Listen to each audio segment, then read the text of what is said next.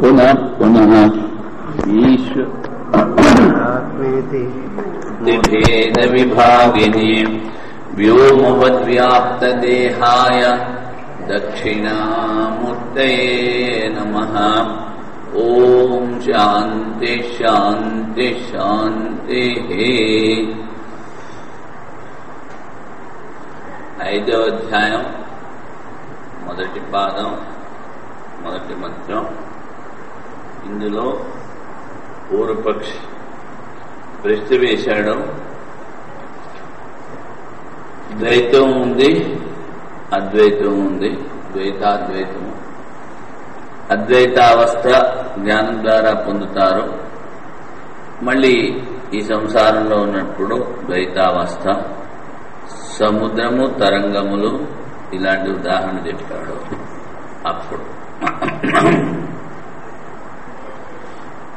అని చెప్తూ ఈ సముద్రవత్ పూర్ణం అధః ఇత్యాదిని ఈ మంత్రాన్ని కూడా వ్యాఖ్యానం చేశాడు.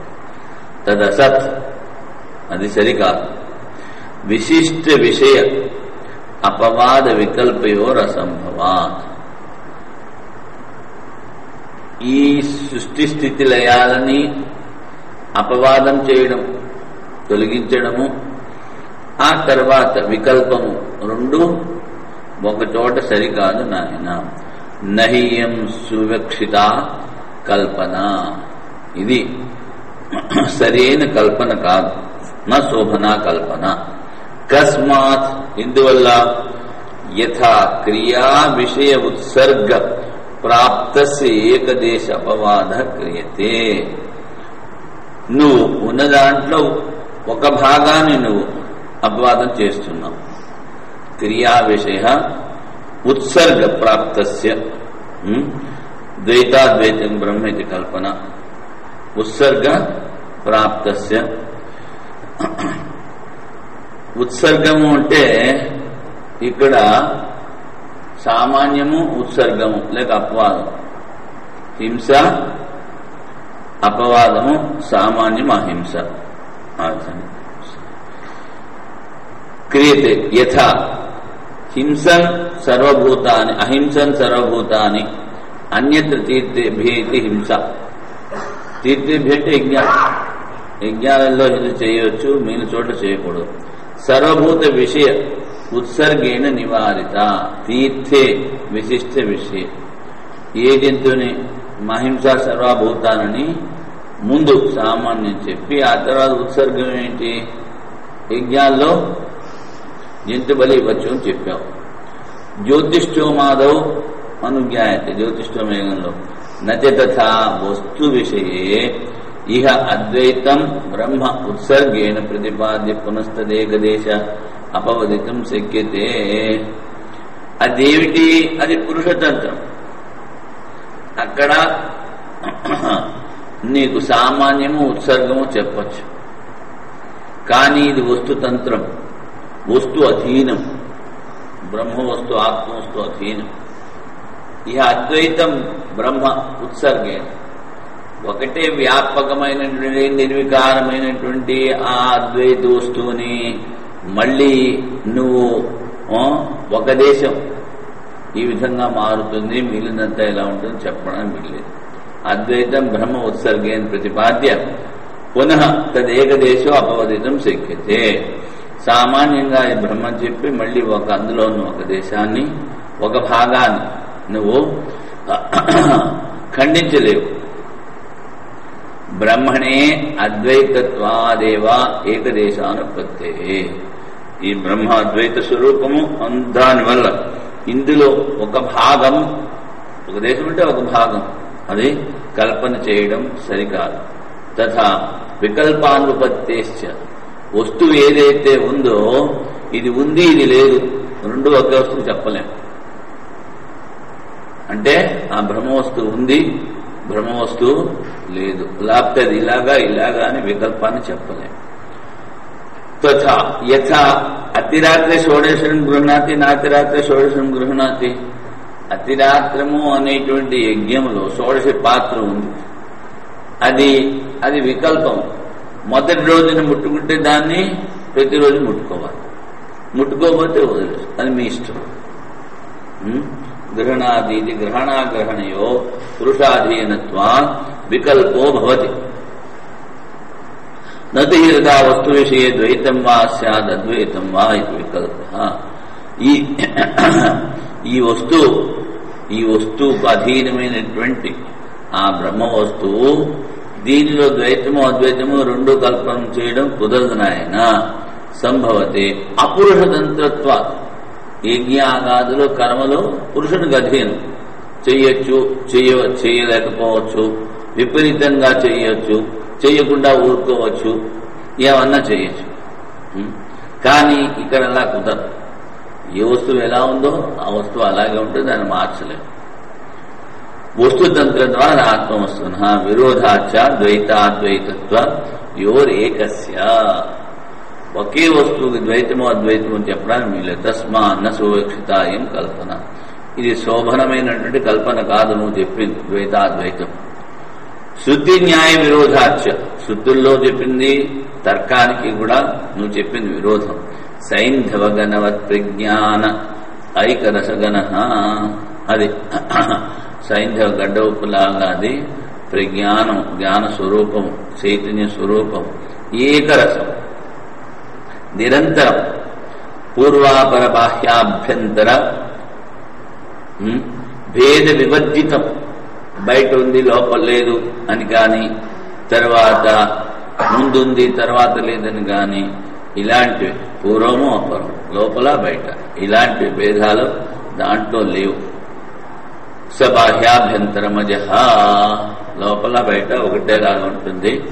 జన్మదే నేటి అస్థూలం అనను. అది స్థూలము కాదు, అణువు కాదు. అజం అమరం అభయం. దీనిలో వృద్ధాపం లేదు, జన్మ లేదు, అభయ స్వరూపము. అమృతం, అమృత స్వరూపం, మృత్యువు లేదా. ఇది ఏవమాద్యా శృతయో నిశ్చితార్థా సంశయ విపర్యాసాశంకారహితా. ఈ శృతులు ఏమి నిశ్చయం చేస్తున్నాయి? ఏదైతే వస్తువు ఉందో దానిలో సంశయం కాని, విపరీతం కాని, విపర్యాస శంకలు లేనటువంటిది.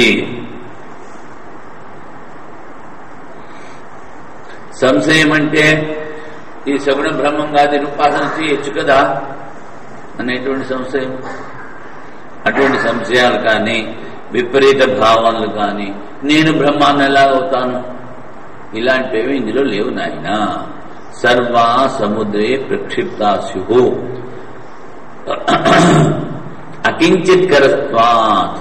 అన్నీ కూడాను ఆ సముద్రంలో వేసేసినట్టు. ప్రక్షిప్త అకించిత్ కరత్వ.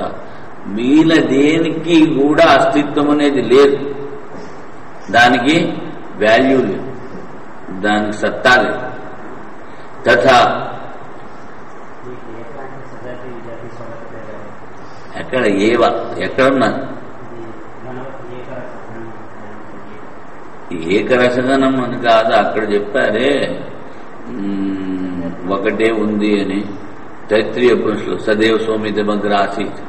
అక్కడ ఇక్కడ ఏకరసం అంటే ఒకటేలా ఉందని.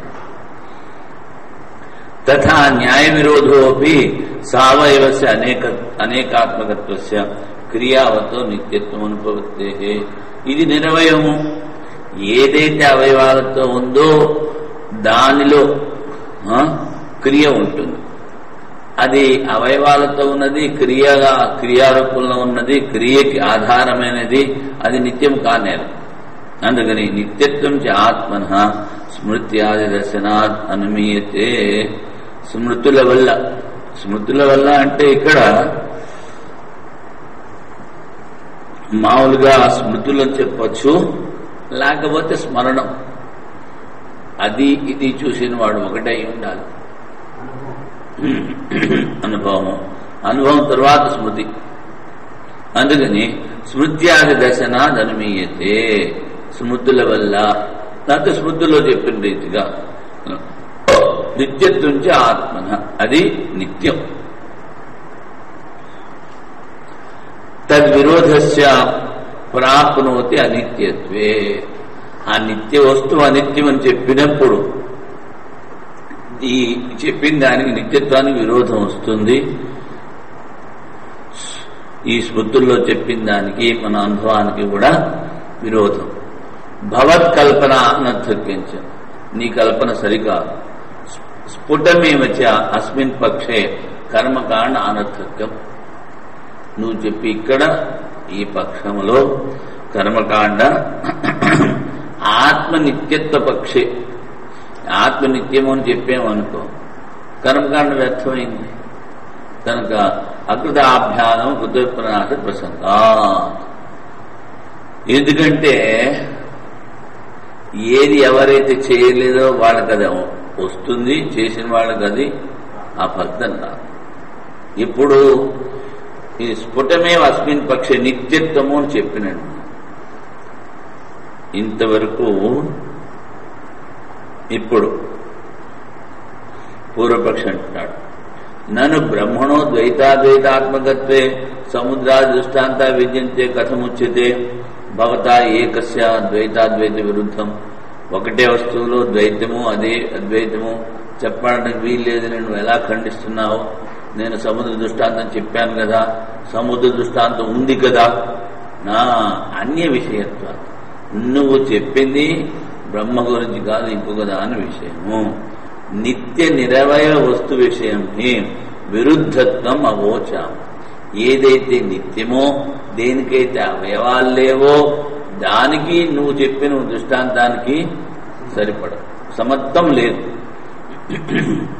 ద్వైతాద్వైతస్య నా కార్య విషయ సావయవే, దేనికైతే అవయవాలున్నాయో, ఏదైతే క్రియలకు ఆధారము అంటే హిరణ్య గర్భాది వస్తువు, దానికి అది ద్వైతము అద్వైతము కూడా అని చెప్పచ్చు. ఎందుకంటే మొట్టమొదటి చెప్పాడు ఆ హిరణ్య గర్భుడు అహం బ్రహ్మాస్మి అనే బ్రహ్మ తెలుసుకున్నాడు అంటే మొట్టమొదటి ఏమిటి? నేను బ్రహ్మ కన్నా భిన్నం అనుకున్నాడు కదా. ఆ తర్వాత అహం బ్రహ్మాస్మి ద్వారా వాడు దాన్ని అనుభవించాడు. అక్కడ ఏదైతే ఈశ్వరుని కన్నా అతీతమైన వస్తువు ఉందో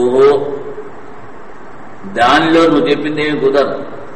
ఆ విరాట్ పురుషుడు కానీ ఇంకోటి కానీ కార్యాల్లో నువ్వు ద్వైతం చెప్పు అద్వైతం చెప్పు, అది అవయవం ఉంది అవయవం లేనిది అది ఒప్పుకుంటాను. ఎక్కడైతే కర్మ ఉందో అక్కడ అవయవం ఉండి తీరాలి. అందుకని తస్మాత్ శృతి స్మృతి న్యాయ విరోధ అనుపన్నాయం కల్పన. శృతులకు స్మృతులకు న్యాయమునకు తర్కమునకు విరోధం అవటముగా ఒకటే వస్తువు బ్రహ్మ వస్తువు, అది ద్వైతము అద్వైతము చెప్పడానికి వీల్లేదు. అస్య కల్పనాయా వరం ఉపనిషత్ పరిత్యాగ. ఇలాంటి కల్పన చేయదలుచుకుంటే నువ్వు ఉపనిషత్తు కూడా చదవద్దు, వదిలిపెట్టేసిపో. ఉపనిషత్ పరిత్యాగ, ఉపనిషత్ ప్రతిపాదిత సిద్ధాంతం, ఉపనిషత్తులో చెప్పిన సిద్ధాంతాన్ని వదిలిపెట్టేయడం మెరుగు నీకు. అధ్యేయత్వాచాన శాస్త్రార్థాయం కల్పన. కానీ నువ్వు వదిలిపెట్టలేవు. ఎందుకు? నువ్వు అధ్యాపనం చేయాలి, ఇంకోళ్ళకి చెప్పాలి, అందులో ఏదుందో అది చెప్పాలి. నహి జనన మరణాది అనక్షత సహస్ర భేదం సమాకులం సముద్ర వనాదివత్ సావయవం అనేక రసం బ్రహ్మ దేయత్వేన విజ్ఞేతన్వా శుద్ధ్యా ఉపదిశ్యతే. చూడండి, సంసారంలో ఏమిటుంది? జననము మరణము, అనేక రకాలైన కష్టాలు, భేద సమాకులం, భిన్నాలు ఉన్నాయి. తర్వాత సముద్రంలాగా భిన్నత్వం ఉంది. ఇది నువ్వు చెప్తున్నావే, ఈ ఏకరసమైనటువంటి బ్రహ్మము, దీన్ని గురించి శృతుల్లో ఈ విధంగా చెప్పలేదు. ధ్యేయత్వేన విజ్ఞేయత్వ శుద్ధ్యా ఉపదిశ్యతే. అది రెండు రకాలు అని. ఇప్పుడు ఒకసారి నువ్వు ద్వైతాన్ని చింతన చేస్తూ ఉంటావు, ఇంకొకసారి అద్వైతాన్ని చింతన చేస్తూ ఉంటావు. మరి దేని లక్ష్యం ఏమిటి? ఇటెళ్దామా లేకపోతే మధ్యలో కూర్చోవాలి. నేను చెట్లు తెల్లబట్టేసుకుని కావాలంటే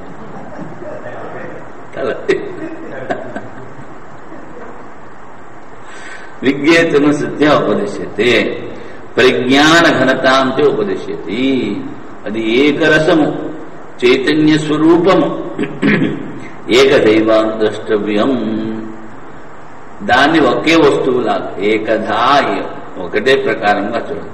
అనేకదా దర్శనాపవాదాచ మృత్యు సమృత్యుమాప్రదేహనానే పశ్యతి. దాన్ని అనేక రకాలుగా చూడడం వాళ్ళు నిషేధించారు, దాన్ని ప్రతిపాదించలేదు. యత్య శృత్యా నిందితం తన్న కర్తవ్యం. శృతుల్లో దేన్నైతే నిందించారో దాన్ని చేయకూడదు నాయన. యచ్చన క్రియతే నా శాస్త్రార్థ. మరి చేయలేదు అంటే అది శాస్త్రార్థం కాదు. బ్రహ్మణో అనేక సత్వం అనేకదాత్వం చ ద్వైత రూపం నిందితత్వ న ద్రష్టవ్యం. ఈ ద్వైత రూపాన్ని అనేక రూపాన్ని నిందించారు, అందుకని అలా చూడకూడదు. అతో న శాస్త్రార్థ. ఈ ద్వైతము నువ్వు చెప్తున్నావే ద్వైతము అద్వైతం శాస్త్రార్థం కాదు, శాస్త్రమే అర్థం కాదు. శాస్త్రార్థం అంటే వాదోపాదం కాదు, నా శాస్త్రస్య అర్థ అని.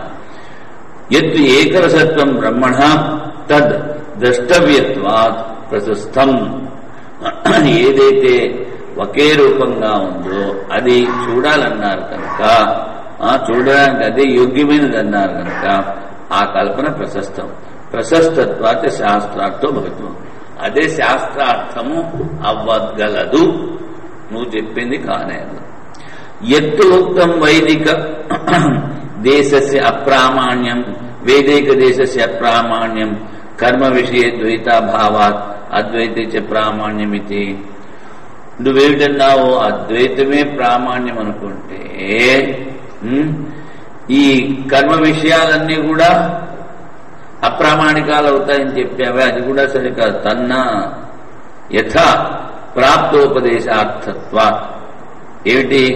నహి ద్వైతం అద్వైతం వా వస్తు జాత మాత్రమే పురుషం జ్ఞాపయిత్వా పశ్చాత్ కర్మ వా బ్రహ్మ విద్యాం వా ఉపదేశతి శాస్త్రం.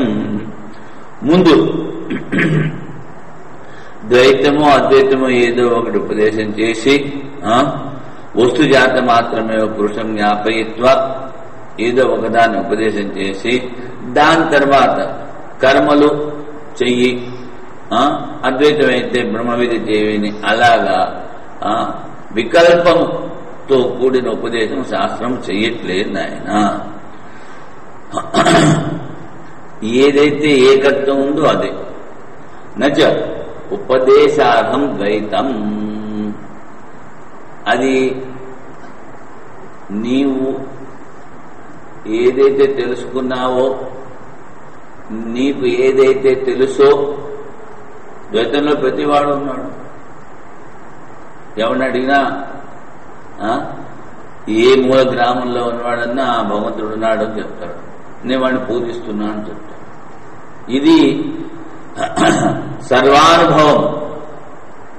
అదే శాస్త్రం కూడా చెప్తే శాస్త్రం గొప్పతనం ఏమిటి? నచ ఉపదేశార్థం ద్వైతం. మరి శాస్త్రం ఏం చెప్తుంది? అజ్ఞాత జ్ఞాపకం శాస్త్రం.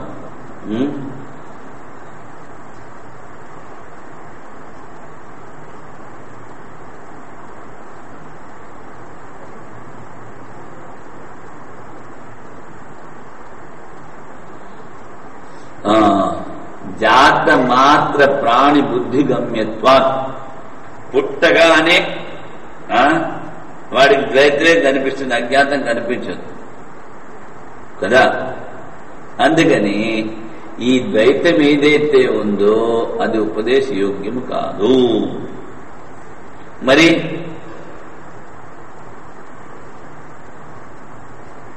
నచా ద్వైతస్య అనుతత్వ బుద్ధి ప్రథమమే కస్యచిత్ స్యాత్. ఈ ద్వైతము అనిత్యము మిథ్యా అని మొదట్లోనే ప్రతి వాడికి తెలియదు. ఈయన ద్వైతస్య సత్యత్వోపదిశ్య పశ్చాదాత్మన ప్రామాణ్యం ప్రతిపాదే శాస్త్రం. ఎందుకంటే ద్వైతమే మొదటిలో మిథ్యా అనేది ఆవిడకి తెలియదు. అది కనుక తెలుసుకుంటే వాడికి చెప్పచ్చు, బాబు ఈ ద్వైతం మిథ్యరా బాబు, నువ్వు అద్వైతాన్ని తెలుసుకో. ఈయన ద్వైతస్య సత్యత్వం ముందు ఈ ద్వైతమే సత్యం అని చెప్పి ఆ తర్వాత ఆత్మ ప్రామాణ్యం ప్రతిపాదయత్, ముందు ద్వైతం సత్యం అని చెప్పి ఆ తర్వాత మళ్ళీ అద్వైతాన్ని చెప్తుందని కాదు. నాపి పాషండిభిరపి ప్రస్థాపిత శాస్త్రస్య ప్రామాణ్యం న గృహణీయో. అందుకని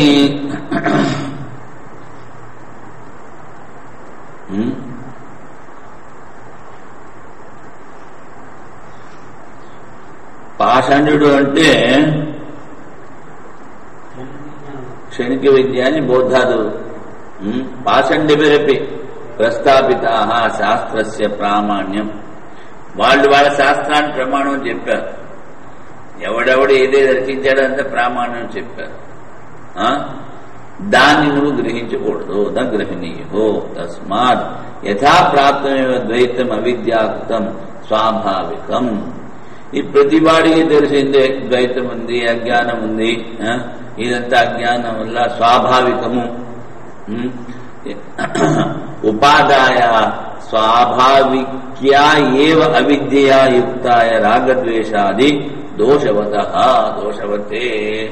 ఆ ద్వైతం మూలాన్ని వాడికి ఏంటి? రాగం ఉంటుంది, ద్వేషం ఉంటుంది. యథాభిమత పురుషార్థ సాధనం, మళ్ళీ వాడు ఏం కావాలంటే చేయాలనుకుంటున్నాడు, దాని సాధనలు. కర్మోపదిశతి అగ్రే, వాడికి ఏది కావాలంటే కర్మలు కూడా ఉపయోగం. పశ్చాత్ ప్రసిద్ధ క్రియాకారక ఫలస్వరూప దోష దర్శనవతే తద్విపరీత ఔదాసీన్య స్వరూపావస్థాన ఫలార్థినే. ఆ తర్వాత ముందు ఎవడికి ఏది కావాలో చెప్పి ఆ తర్వాత ఈ కర్తృత్వము లేదు, కారకత్వము లేదు, సంబంధము లేదు, ఇవేమీ లేవని చెప్పి నువ్వు ఏదైతే ద్వైతం అంటున్నావో దాంట్లో ఈ దోషాలున్నాయని చెప్పి తద్విపరీత ఔదాసీన్య స్వరూపావస్థాన ఫలార్థిని, దానికన్నా విపరీతమైనది, ద్వైతం కన్నా విపరీతమైనది ఆ ద్వైతంలో ఉదాసీనత చెప్పి తద్ ఉపాయభూత ఆత్మత్వ ఏకత్వ దర్శనాత్మిక బ్రహ్మ విద్య ఉపదిశతి. ఆ తర్వాత వాడికి మెల్లిమెల్లిగా ఏకత్వాన్ని చెప్తారు. అథ ఏవం సతి తద్ ఔదాసీన్య స్వరూపావస్థానే ఫలే ప్రాప్తే శాస్త్రస్య ప్రామాణ్యం ప్రత్యర్థితం నివర్తతే. అప్పుడు ముందు ఏదైతే ద్వైతం అని చెప్పారో దాన్ని ఉదాసీనంగా చూడమని కనుక చెప్పినట్లయితే ఫలే ప్రాప్తే శాస్త్రస్య ప్రామాణ్యం ప్రత్యర్థితం నివర్తతే. ఈ ఆకాంక్ష ప్రత్యర్థిత్వం, ఈ శాస్త్రం ఏం చెప్తోంది అన్నటువంటి ఆకాంక్ష వాడికి ఉండదు. ఎందుకంటే ఏదైతే ద్వైతమో దానిని వదిలిపెట్టేం చెప్తున్నాం. అందుకని తదభావాత్ శాస్త్రస్యాపి శాస్త్రత్వం తం ప్రతి నివర్తతే. ఎవడైతే బుద్ధిమంతుడో బుద్ధి కలవాడో వాడు ఈ శాస్త్రాన్ని కూడా ఒప్పుకోడు. ఆ శాస్త్రంలోని శాస్త్రత్వం కూడా వెళ్ళిపోతుంది. తథా ప్రతిపురుషం పరిసమాప్తం శాస్త్రం ఇది నా శాస్త్ర విరోధ గంధోప్యస్తి. అందుకని ప్రతిపురుషం పరిసమాప్తం శాస్త్రమితి నా శాస్త్ర విరోధ గంధోపి అస్తి. అప్పుడు విధం ప్రతి తథా అంటే ఎవడైతే తెలుసుకోవాలన్నాడో ప్రతిపురుషం, పరిసమాప్తం నివృత్త శాస్త్రత్వం శాస్త్రం ఇది నా శాస్త్ర విరోధ గంధోపి అస్తి. శాస్త్రం ఇది నివృత్త శాస్త్రత్వం ఇది జ్ఞానినం ప్రతి శాస్త్రస్య శాస్త్రత్వ అభావ. ప్రతిపురుషం పరిసమాప్తం శాస్త్రం ఇది నా శాస్త్ర విరోధ గంధోపి అస్తి.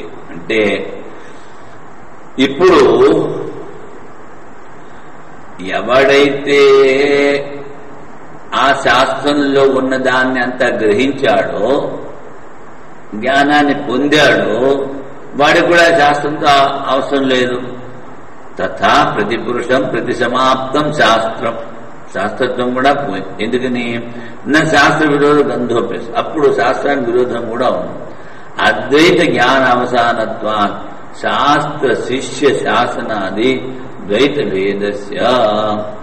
మరి ఇక్కడ శాస్త్రం అంటున్నావు, శిష్యుడు అంటున్నావు, మళ్ళీ గురువు గారు అంటే ఇదంతా దేనికి అంటే అద్వైత జ్ఞానావసానత్వా, అద్వైత జ్ఞానాన్ని చెప్పడానికి నాయన.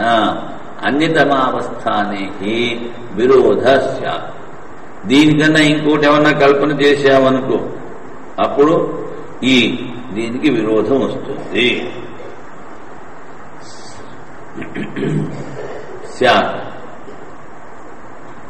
అవస్థితస్య ఇతరేతరాపేక్షితత్వాత్తు శాస్త్రశిష్య శాసనం నా అన్యతమ అపి అవతిష్ఠతే. అవస్థితస్య ఇతరేతరాపేక్షితత్వం ఏదైతే ఉంటుందో దానికి ఒకదానితో ఇంకొకటికి అపేక్ష ఉంటుంది. శాస్త్ర శిష్య శాసనానాం నా అన్యతమో అపి అవతిష్ఠతే. ఎప్పుడైతే జ్ఞానం వచ్చిందో వాడి శాస్త్రంతోనూ పని లేదు, ఎవరితోనూ పని లేదు. సర్వ సమాప్తవుతూ కస్య విరోధ ఆశంకతే, అన్నీ సమాప్తమైపోయాయి, అజ్ఞానం లేదు, ఏమీ లేదు. అప్పుడు దేంతో పాటు వాడికి విరోధం ఉంటుంది, దేంతో పాటు విరోధాన్ని నువ్వు శంకించగలవు. సంకేత అద్వైతే కేవలే శివే సిద్ధే నాపి అవిరోధత అతయేవ. అందుకని ఏమి విరోధము లేదు. అదావి అభ్యుపగమ్య బ్రూమ, నువ్వేదో చెప్తున్నావు కనుక తుష్యతి దుర్జన న్యాయం. దీని ఏమిటంటారు? తుష్యతి దుర్జన న్యాయం. వాడు సమంగా చెప్పట్లేదు, వాడు చెప్పేది సరికాదు, అయినా నువ్వు చెప్పిన దాన్ని నేను స్వీకరించి నీకు సమాధానం చెప్తున్నా.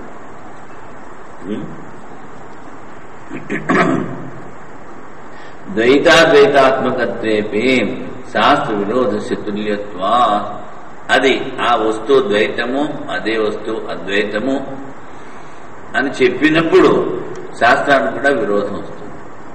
ఇప్పుడు శాస్త్రం ఏది చెప్తోంది అన్నది మనం ఇక్కడ విచారిస్తున్నాం, కానీ మనమేమి చేస్తున్నా, మనమేమి ఎక్కడున్నా అన్నది విచారించట్లేదు. శాస్త్రం దేన్ని ప్రతిపాదిస్తుంది? అద్వైత వస్తువు ప్రతిపాదిస్తుంది.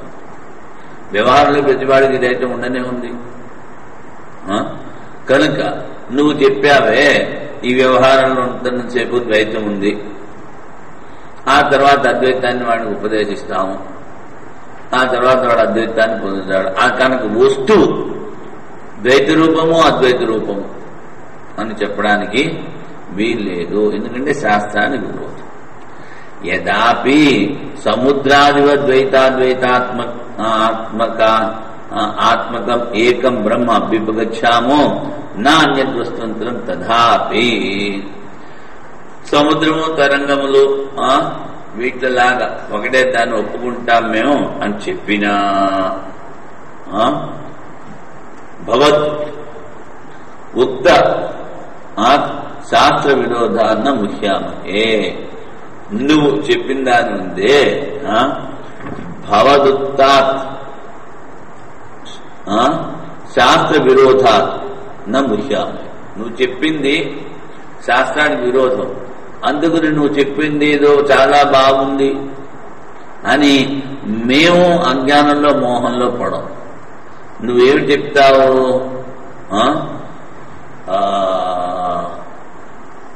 వాడేమిటంటాడో చూద్దాం. చూడు, భక్త్యా కల్పితమేద ద్వైతం అద్వైతాదపి సుందరం. బాగుందా? భక్త్యా కల్పితం యద్వైతం అద్వైతాదపి సుందరం. నువ్వేదో ఇలాంటి మాటలు చెప్పి మమ్మల్ని మభ్య పెట్టాలనుకో. శాస్త్రంలో ఏది చెప్పారో దాన్నే మేము సిద్ధం చేస్తాము, అందుకని నువ్వు ఎంత కల్పన చేసినా నముహ్యామహే, వయం నముహ్యామహే. అంటే కథం ఏకం హి పరం బ్రహ్మ ద్వైతాద్వైతాత్మకం తత్శోకమోహాది అతీతత్వాత్ ఉపదేశం న కాంక్షతి. చూడండి, ఉన్నది ఒకటే బ్రహ్మం, అది అదే ద్వైతము అదే అద్వైతం అని చెప్పినప్పుడు శోకమోహాది అతీతత్వా, శోకము లేదు మోహము లేదు, దాంట్లో ఒకటే వస్తువు ఉందని చెప్పి అదే ద్వైతము అదే అద్వైతము అని చెప్తున్నాం. మరి అప్పుడు ఏమిటనుకోవాలి? అందులో శోకమోహాలు లేవనుకోవాలి. శోకమోహాలు లేకపోతే ఎవడెవడికి ఉపదేశం చేస్తాడు? అందుకని నచ ఉపదేష్ట అన్యో బ్రహ్మణో ద్వైతాద్వైత రూపస్య బ్రహ్మణ ఏకస్య ఏవ అభ్యుభగమాత్.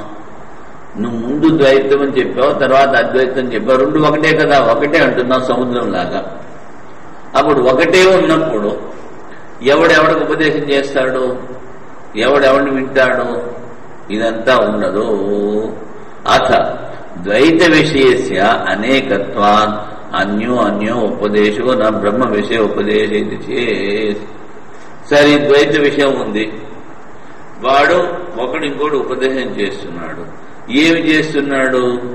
ఆ బ్రహ్మం గురించి కాకుండా మిగిలిన వాటి గురించి వాడు ఉపదేశం చేస్తున్నాడు. ఎందుకంటే బ్రహ్మ ఉన్నది ఒకటే, అక్కడ ఉపదేశం లేదు.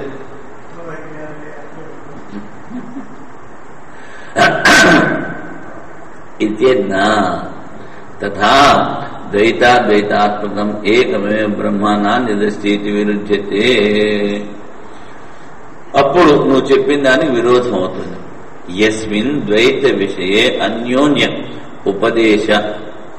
ఉపదేశ సో అన్య అద్వైత. చూడండి, ద్వైతాద్వైత విషయాల గురించి ఏదైతే ఉపదేశం చేస్తున్నావో అది అద్వైతానికన్నా భిన్నం అద్వైత వస్తువుని తెలుస్తోంది కదా. అద్వైతస్య అన్యదేవైతే సముద్ర దృష్టాంతో విరుద్ధ. ఏదైతే నువ్వు ద్వైత రూపంలో ఉపదేశం చేస్తున్నావో, మళ్ళీ దేనికైతే నువ్వు అద్వైత రూపంలో ఉపదేశం చేస్తున్నావో రెండు వేరు కనుక ఈ సముద్ర దృష్టాంతం కూడా దానికి సరిపడదు. నా సముద్ర ఉదక ఏకత్వ విజ్ఞాన ఏకత్వే బ్రహ్మణో అన్యత్ ఉపదేశ గ్రహణాది కల్పన సంభవతే. సముద్రం ఒకటే అని చెప్తున్నావు కదా, మళ్ళీ సముద్రం ఒకటే అంతా ఒకటే అన్నప్పుడు మళ్ళీ ఎవడికి ఏమిటి ఉపదేశం చేస్తాను? ఉపదేశం చేయాల్సిన అవసరం ఉండదు. మళ్ళీ ఇటు ద్వైతం అని చెప్తున్నావు, ఇటు అద్వైతం అని చెప్తున్నావు. అప్పుడు ఈ సముద్రం ఏకత్వము అన్నది ఇది దృష్టాంతం అవ్వలేదు, దృష్టాంతం కానేరదు. అందుకని ఉపదేశ గ్రహణ వికల్పన సంభవతి సంభవతి నహి. హస్తాది ద్వైతాద్వైతాత్మకే దేవదత్తే వాక్కర్ణయో దేవదత్తే ఏకదేశ భూతయోర్ వాగుపదేష్టి కర్ణ కేవలం ఉపదేశస్య గృహీత దేవదత్తస్తు నోపదేష్ట నాపి ఉపదేశస్య గృహీత. దేవదత్త ఒకడే, వాడు ఉపదేశం చేస్తున్నాడు నోటి ద్వారా, వాడి కన్నులు వింటున్నాయి, కానీ దేవదత్త ఏమి ఉపదేశం చేయట్లేదు అని చెప్తే సరిపోతుందా? నోపదేష్ట నాపదేశస్య గృహీత అయితే కల్పయితం శక్యతే. సముద్ర ఏక ఉదకాత్మత్వవద్ ఏక విజ్ఞానమత్వా దేవదత్తస్య. వాడే ఉపదేశం చేస్తున్నాడు, వాడే ఉపదేశం వింటున్నాడు, వాడు ఉపదేశాన్ని వినట్లేదు. అలాంటి కల్పన సరిపోనాయన. ఎందుకంటే సముద్రంలాగే దేవదత్త ఒకడే, వాడిలో అనేకాలు లేవు. తస్మా శృతి న్యాయ విరోధశ్చ అభిప్రేతార్థ అసిద్ధిశ్చ ఏవం కల్పనా స్యాత్. శృతులకు న్యాయములకు స్మృతులకు విరోధం కనుక నీ అభిప్రాయం ఉందే, అది ఆ అభిప్రాయం సిద్ధించదు. సిద్ధిశ్చ ఇలాంటి కల్పన సరికాదు. తస్మాద్ యథా వ్యాఖ్యాతమేవ అస్మాభిః పూర్ణమదిత్యస్య మంత్రస్య అర్థః. అందుకని ఆ పూర్ణమాదాయ పూర్ణమేవ మేము ఎలా చెప్పామో అలాగే దీనికి వ్యాఖ్య నువ్వు చెప్పినట్టు కాదు. అంటే ఈ ప్రపంచావస్థలో ఉన్నప్పుడు ద్వైతము, మళ్ళీ వాడు ఆ ద్వైతం నుంచి వాడికి ఆ ప్రపంచం అక్కర్లేదన్నప్పుడు వాడికి ఏమి కోరిక లేనప్పుడు వాడికి అద్వైతాన్ని ఉపదేశించండి అని నువ్వు చెప్తున్నావే, అది సరికాదు. ఇప్పుడు మంత్రాన్ని చెప్తున్నారు. ఓం ఖం బ్రహ్మ ఇది మంత్రోయం చ అన్యత్ర అవినియుక్త ఇహ బ్రాహ్మణేన ధ్యాన కర్మని వినియుక్తే. ఇది కర్మల్లో ఎక్కడా ఉపయోగించడానికి కాదు ఓం ఖం బ్రహ్మ అన్నది. మరి దేనికి? ధ్యానము. అత్ర చ బ్రహ్మ ఇది విశేష్య అభిధానం, ఖం ఇది విశేషణం. ఇక్కడ అత్ర చ బ్రహ్మ ఇది విశేష అభిధానం అంటే బ్రహ్మ అన్నది పేరు, అభిధానం అంటే పేరు. ఖమితి విశేషణం. ఓం ఖం బ్రహ్మ అన్నప్పుడు ఈ ఖం విశేషణం. నీల కమలము ఉన్నప్పుడు కమలం విశేషం, నీలము విశేషణం. అదేవిధంగా ఇక్కడ ఓం ఖం బ్రహ్మ అన్నాం. ఖం విశేషణము, బ్రహ్మ విశేషం. విశేషణ విశేషయోశ్చ సామానాధికరణ్య నిర్దేశో నీలోత్పలవత్ ఖం బ్రహ్మ. అది విశేషణ విశేష భావము. ఇది నీలకమలము చెప్పినట్టుగాను బ్రహ్మ శబ్దో బృహద్వస్తు మాత్రాస్పదో. అది బృహద్వస్తు అంటే అన్నిటికన్నా పెద్దది. అవిశేషితో విశేషతే కం బ్రహ్మ. దానికి ఏమీ విశేషణాలేమి చెప్పక్కర్లేదు, చెప్పలేము కూడా. కానీ ఇక్కడ ధ్యానానికని దానికి విశేషణాలు చెప్తున్నాము. యత్ తద్ ఖం బ్రహ్మ తద్ ఓం శబ్దవాచ్యం ఓం శబ్ద స్వరూపమేవా వా ఉభయథాపి సామానాధికరణ్యం అవృత్తం. ఏదైతే ఓంకారం చెప్తున్నావో అదే కం బ్రహ్మ అని చెప్తున్నాము. అందుకని వీటికి భేదము లేదు. మరి విశేష భావంతో ఎందుకు చెప్తున్నావు? బ్రహ్మ అన్నది అభిధానము, విశేషం. ఖం అనేది విశేషణము. మరి ఇది ఎందుకు చెప్తున్నామంటే ధ్యానం కొరకు అన్నాడు. ఇహచ బ్రహ్మోపాసన సాధనత్వార్థం ఓం శబ్ద ప్రయుక్త తథా ఏతదాలంబనం శ్రేష్టమేతదాలంబనం పరం ఏతదాలంబనం జ్ఞాత్వా యో యదిచ్ఛసి తస్య తాత్ అని కఠోపనిషత్తులో మనం చదువుకున్నాం. ఈ ఓంకారాలంబనం శ్రేష్టమైనది. ఎవడైతే శాస్త్రంలో చెప్పిన రీతిగా ఆ నిరాకార నిర్గుణ తత్వాన్ని శ్రవణమైన నిధ్యాసుల ద్వారా ఆ విచారం మననము చెయ్యలేడో వాడికి ఈ విశేష భావం గల ఓంకారోపదేశం. ఎవడైతే శాస్త్ర చింతన చేయగలడో వాడికి ధ్యానం ఉపాసన అక్కరలేదు. ఓమిత్యాత్మానం ఇంగిత ఓమిత్యేన ఏవ అక్షరేణ పరం పురుషం అభిధ్యాయేత ఓమిత్యేవ ధ్యాయత అథ ఆత్మానం.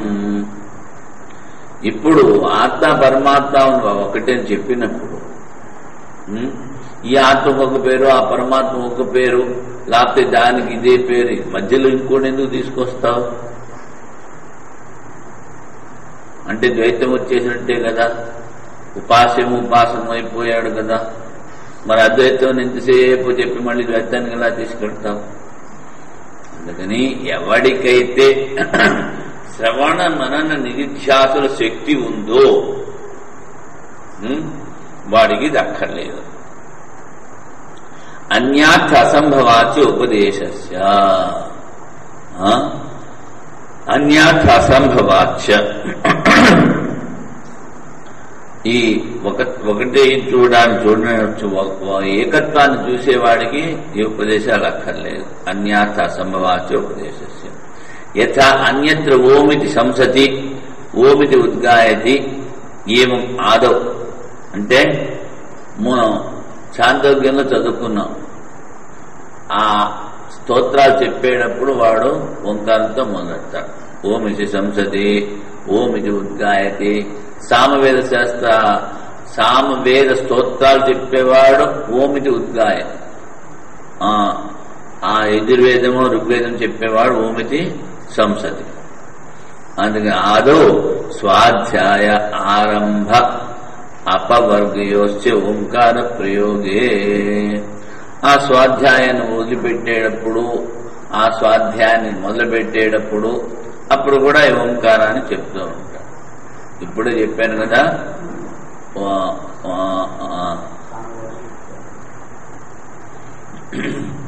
ఏంటి పొద్దున చెప్పాను. ఓంకార శబ్ద బ్రహ్మణపుర, ఓంకార శబ్దస్య ద్వారయతో బ్రహ్మణపుర తస్మాన్ మాంగళికా ఉభౌ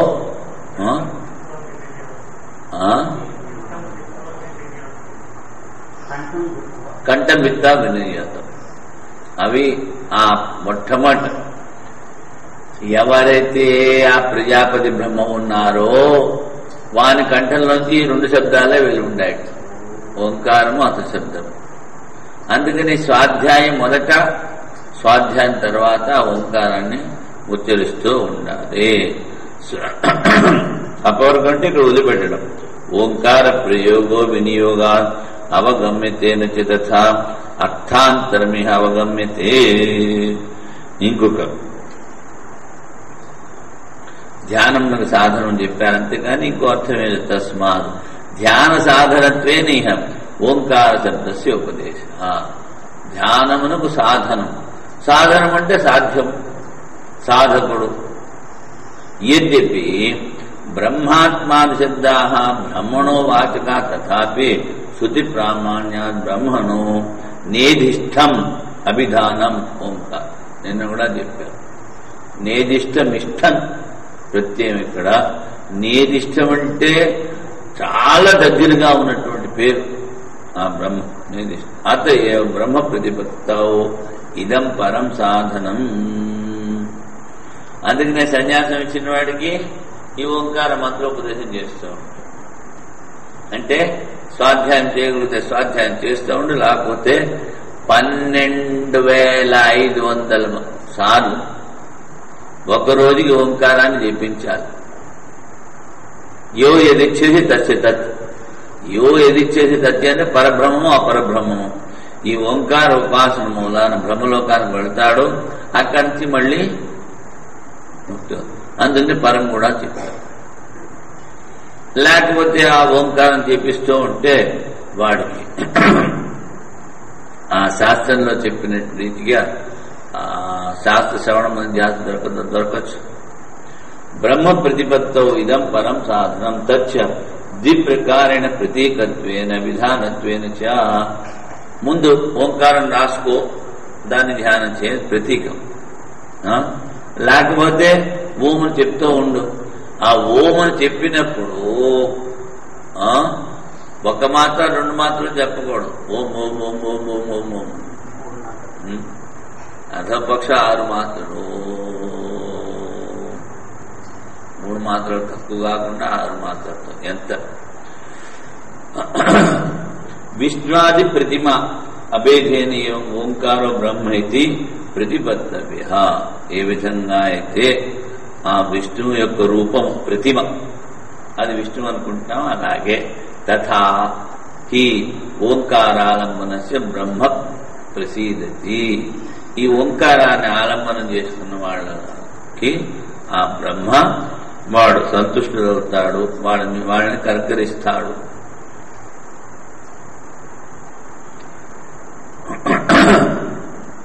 త్వరగా ఏతదాలంబనం సృష్టం ఏతదాలంబనం పరం ఏతదాలంబనం జ్ఞాత్వా బ్రహ్మలోకే మహీయతే. చూడండి, దీన్ని బాగా ఉపాసన చేస్తే ఎక్కడ దాకా పోతాడు? ఆ హిరణ్య గర్భలోకం దాకా పోతాడు. అక్కడ వాడు ఉన్నంత కాలం నుండి వాడితో పాటు వీడికి కూడా మోక్షం వస్తుంది. తత్ర ఖమితి భౌతికేకే ప్రతీతిర్మా భూత్. ఖమ్ అన్నప్పుడు భూతాకాశాన్ని తీసుకోవద్దు. ఖం పురాణం చిరంతనం పురాపి నవ ఇది పురాణం. చిరంతనం ఎప్పుడూ ఉండేది.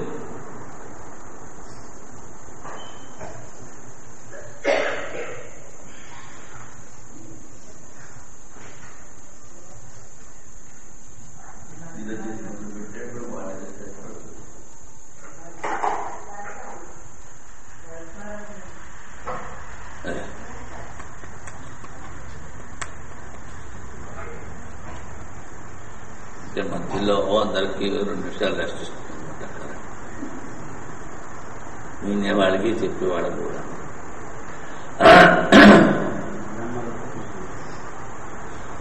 తత్ర ఖమిది భౌతికే ప్రతీతిర్మాభూత్ ఖం పురాణం చిరంతనం ఖం పరమాత్మ యత్ పరమాత్మాకాశం పురాణం ఖం తక్షురాది విషయత్వాత్. ఏదైతే పరమాత్మ అన్నావో, దేన్నైతే నువ్వు ఆకాశం అంటున్నావో, ఈ ఆకాశము మనకి కన్నులతో కనిపిస్తోంది. కన్నులతో కనిపించట్లేదు. చక్షురాది అవిషయత్వాద్ నిరాలంబనం అసఖ్యం గృహీతుమితి. అది ఆలంబన రహిత. ఆకాశం కనిపిస్తుందా? కనిపించట్లేదు. అందుకని అది ఆలంబన రహితము అని తెలుసుకోలేమని కాదు. శ్రద్ధాభక్తిభ్యాం భావ విశేషేణ ఓంకారో ఆవేశయతి. శ్రద్ధతో, భక్తితో, శ్రద్ధా భక్తి మళ్ళీ భావ విశేషేణ అది ఉంది. అది ఆ పరబ్రహ్మకు అత్యంతమేమో దగ్గరగా ఉన్నటువంటి పేరు అని చెప్పినట్లయితే దాన్ని ఆ ఓంకారం మీద ఆరోపించి చెయ్యాలి. ఆవేశేతి.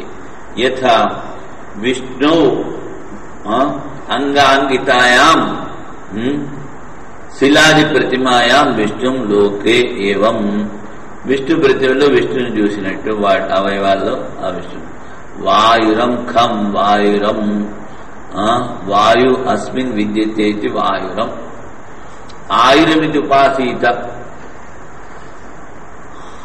అక్కడ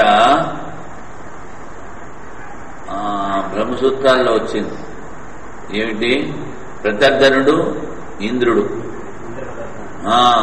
అందులో వాయురమితి ఉపాసీత, నన్ను ఆయుష్ రూపంగా నువ్వు ఉపాసన చెయ్యి, నా ఆత్మే బ్రహ్మము అని చెప్పాడే, అది ఆయురం. ఇక్కడ వాయురం. వాయురస్మిన్ అస్మిన్ అస్తి వాయురం. ఖం ఖం మాత్రం ఖం ఇది ఉచ్యతే.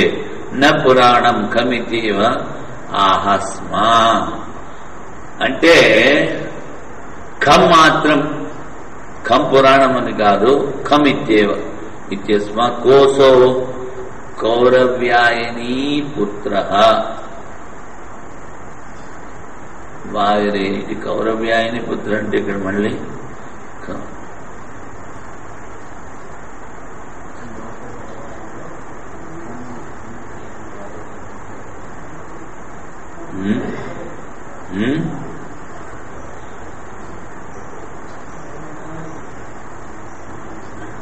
అది కాదు.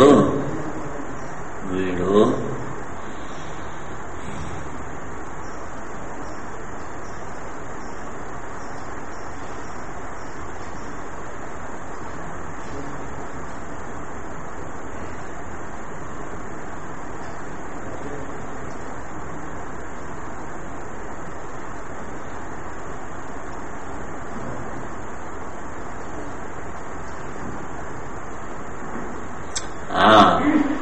ఇది ఎవడు చెప్పాడు అంటే కౌరవ్యాయని పుత్రుడు చెప్పాడు. ఏమిటి ఇక్కడ? వాయురం అంటే ఈ ఆకాశంలో వాయు ఉంది, అందుకని మరి ఖం అన్నప్పుడు ఆకాశమే అని చెప్పాడు. వాయురేహి ఖే ముఖ్యం కం శబ్ద వ్యవహార అంటే ఈ వాయువు దేనిలో ఉందో అది ఆకాశము, ఆకాశముకు ముఖ్యార్థం వ్యవహార. తస్మాన్ ముఖ్యే సంప్రతియో యుక్త ఇది మన్యతే. కౌరవ్యాయని పుత్రుడు అన్నవాడు ఇందాక వచ్చిందే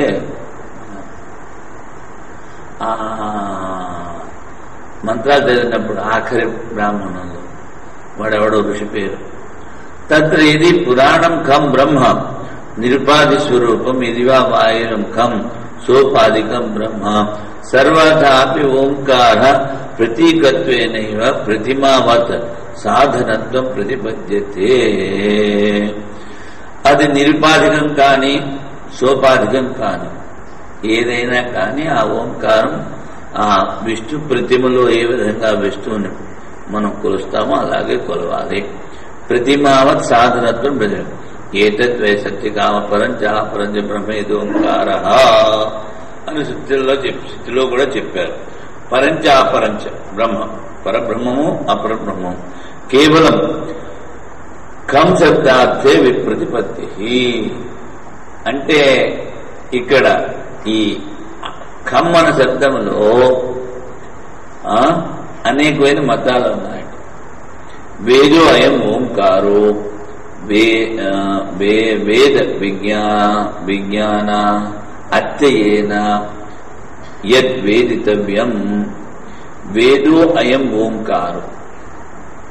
ఇదేమిటి ఇక్కడ?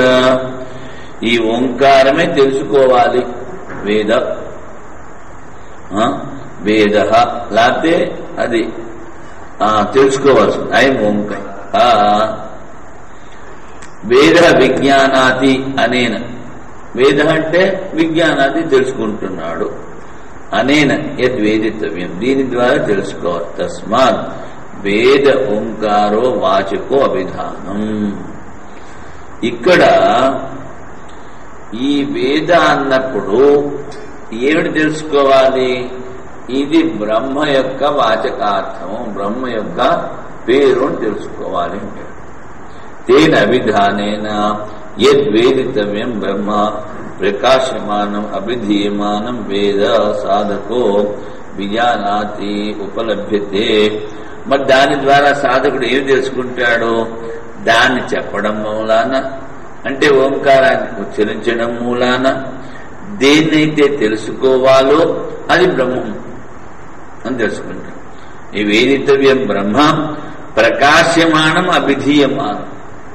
ఆ బ్రహ్మనే ఈ ఓంకారం ప్రకాశింపజేస్తోంది, దానికే ఈ పేరు అని సాధకో విజ్ఞానాతి ఉపలభ్యతే. తస్మాత్ వేదో ఏమిటి? బ్రాహ్మణ విదుః. దీన్ని తెలుసుకోవాలి. ఇది బ్రహ్మవాచకము, బ్రహ్మ యొక్క పేరు.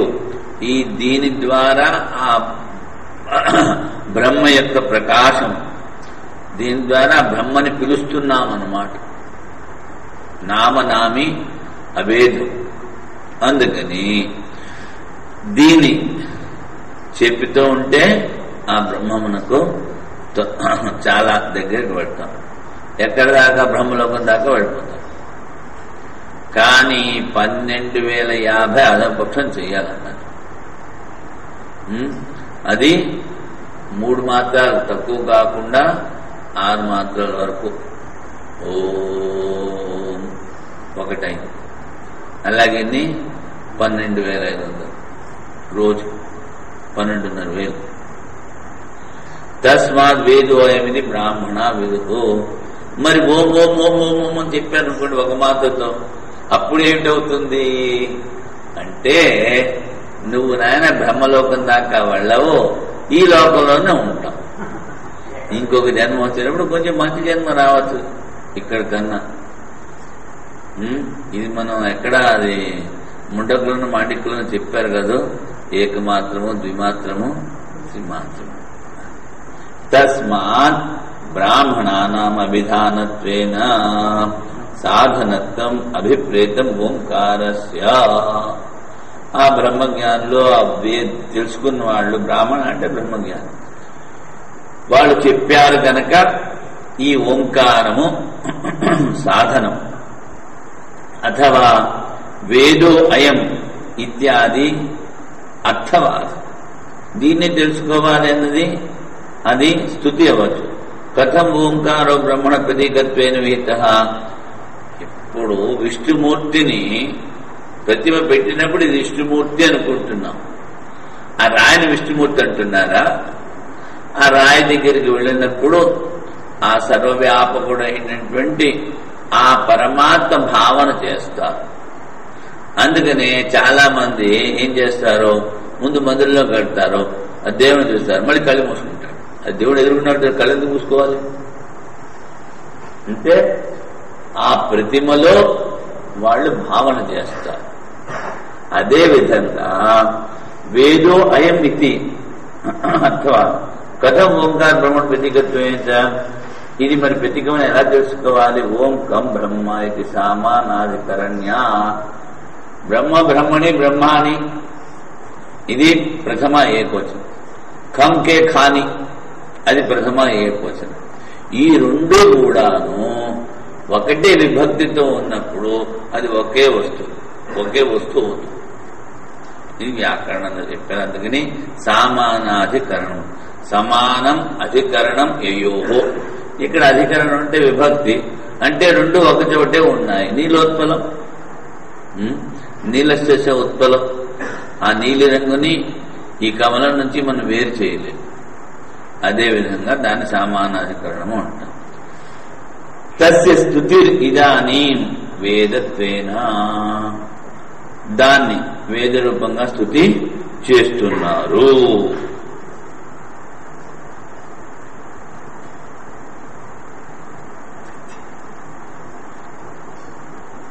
సర్వో హి అయం వేద ఓంకార ఏవ.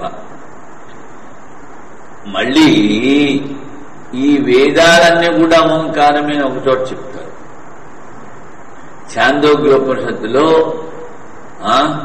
అష్టమ రసము ఈ ఓంకారము.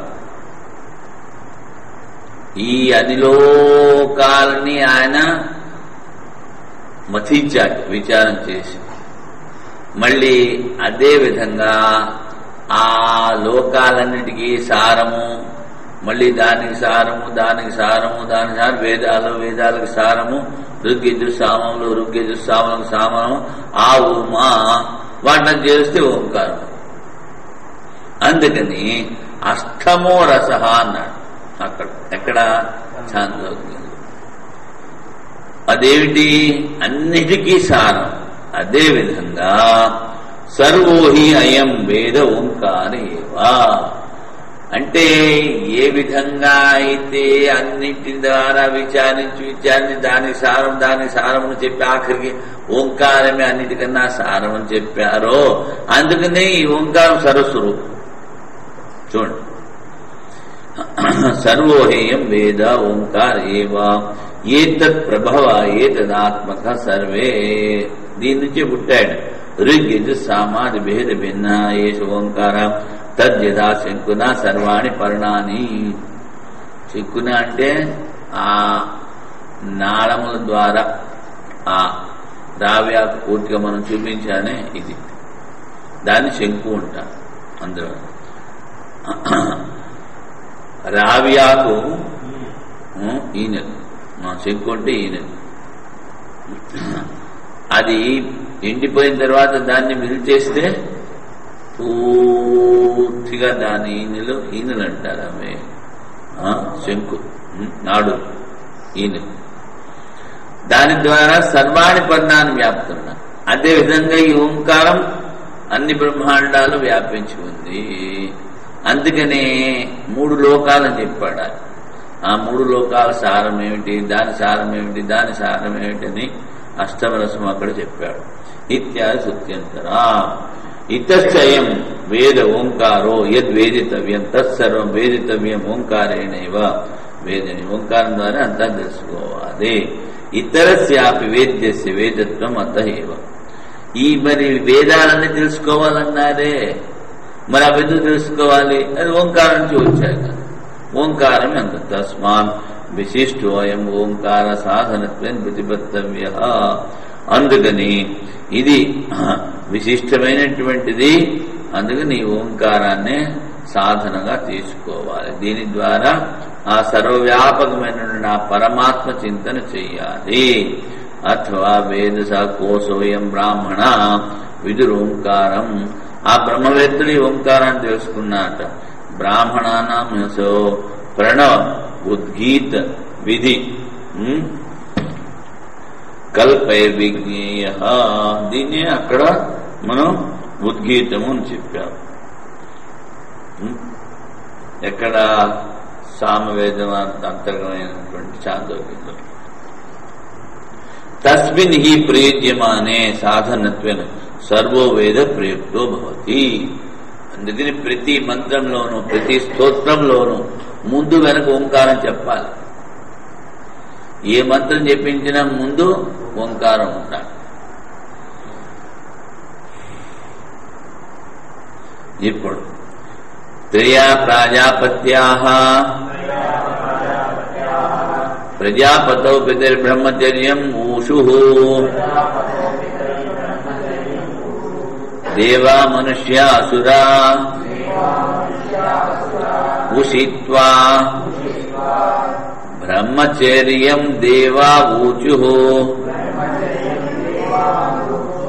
బ్రవీతునో భవానితి తేభ్యో ఏతదక్షరం ఉవాచ దా ఇతి విజ్ఞాసిష్ఠా ఇతి విజ్ఞాసిష్యం ఇతి విజ్ఞాసిష్యమితి అవోచుః దామ్యత ఇతి నార్థ ఇతి ఓమితి హోవాచ విజ్ఞాసిష్ఠేతి. ఆ ప్రజాపతి బ్రహ్మగారి దగ్గర సృష్టికర్త అంటే విరాట్ పురుషుడు ప్రథమజుడు వాని దగ్గరికి వెళ్ళి వీళ్ళ ముగ్గురు శిష్య రూపంలో ఉన్నారు బ్రహ్మచర్యం పాలిస్తూ. అంతా అయిన తర్వాత మాకు ఉపదేశం చేయండి అన్నారు. ఆ దేవతలకు ఆయన దాని ఉపదేశం చేశాడు. మీకు తెలిసిందిరా అంటే మాకు తెలిసింది అన్నారు. ఏమిటి అంటే దామ్యత. ఈ దేవతలు ఇంద్రియలు. అన్నం అక్కలే, దేవాన్న కాదంతిన బిబంతి, కానీ ఇంద్రియ భోగాలు కావాలి. అందుకనే ఈశావాస్య ఉపనిషత్తులో దేవాపి అసురా అన్నాడు శంకరాచార్య. అసురు రమంతే అసురా. అసున్ ప్రాణని ఇంద్రియాల్లో రమించే వాళ్ళందరూ కూడా అసురులే. ఈ దేవతలు కూడా అసురులే అన్నారు. చెప్పిన అన్నదమ్ములే కదా ఇద్దరును. అన్నదమ్ములంటే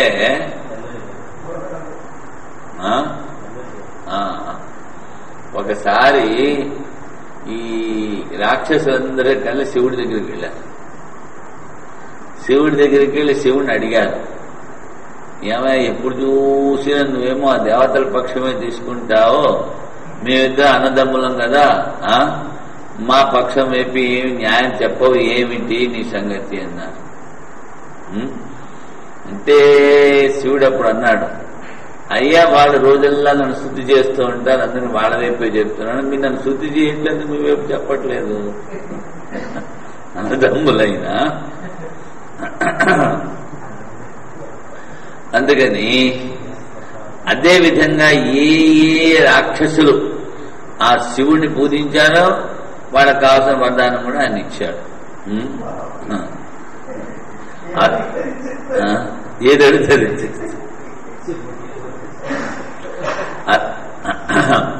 అతహైన మనుష్యా ఊజు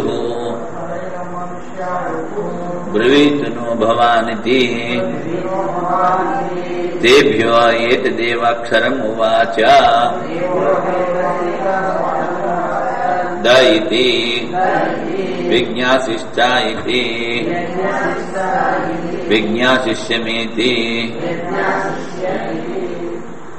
ఊచుః దత్త ఇతి నాథ ఇతి ఓమితి హోవాచ విజ్ఞాసిష్ఠేతి. మనుషులు వెళ్ళారు, మనుషులు కూడా మాకేమైనా ఉపదేశం చేయండి అంటే వాళ్ళకు కూడా దా అని చెప్పాడు. ఏరా బాబు మీకు తెలిసిందిరా అంటే బాగా తెలిసింది అన్నాడు. ఏమిటి? దత్త, దానం చేస్తూ ఉండండి, చేస్తూ ఉండండి, ఇచ్చేస్తూ ఉండండి, ఇచ్చేస్తూ ఉండండి. ఏమంటే వీడికి లోభగుణం చాలా ఎక్కువగా ఉంది. ఇచ్చిందంతా పుచ్చుకుంటూ ఉంటాడు, నాదంటూ ఉంటాడు. ఇప్పుడే కదరా నేను ఇచ్చాను నాకు ఎవరంటే వాడు. ఇంక చిన్న పిల్లలైతే ఇంక చెప్పక్కర్లేదు.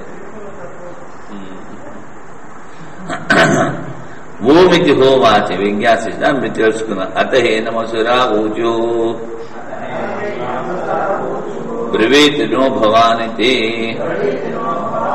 తేభ్యో ఏతదేవాక్షరమువాచ దా ఇతి విజ్ఞాసిష్ట ఇతి విజ్ఞాసిష్మేతి ఆఊచుః దయధ్వమితి నాథ ఇతి ఓమితి హోవాచ విజ్ఞాసిష్ఠేతి తదేతదేవ ఏషా దైవీ వాక్ అనువదతి స్తనయిత్నుః దదదా ఇతి దామ్యత దత్త దయధ్వమితి తదేతత్త్రయం శిక్షేత్ ధమం దానం దామదయామితి. అది మళ్ళీ రాక్షసు వెళ్ళారు, వాళ్ళకు కూడా దా అన్నారు. ఏమైనా తెలిసిందంటే తెలిసింది. దయధ్వం, దయ చూపించాలంటున్నావు అంటే ఆ ప్రజాపతి మొదటిలో ఏ ఉపదేశం చేశాడో అది ఇప్పుడు కూడా వినిపిస్తోంది. ఎలాగంటే ఆ మేఘాలు గర్జించినప్పుడు దదదదదా అంటుంటాయి. అంటే ఏంటి? అప్పుడు వాళ్ళ ముగ్గురికి చెప్పాం, ఇప్పుడు ఇది మనుష్యులకు ఉపదేశం. ఇంద్రియ నిగ్రహం కలిగి ఉండండి, దానం చేస్తూ ఉండండి, దయ కలిగి ఉండండి. మూడు అవసరమే.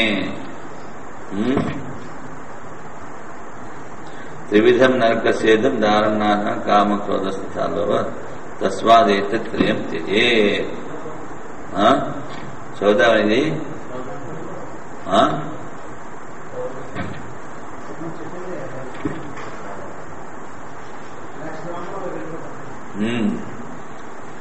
దమాది సాధనత్రయం సర్వోపాసన శేషం విహితం.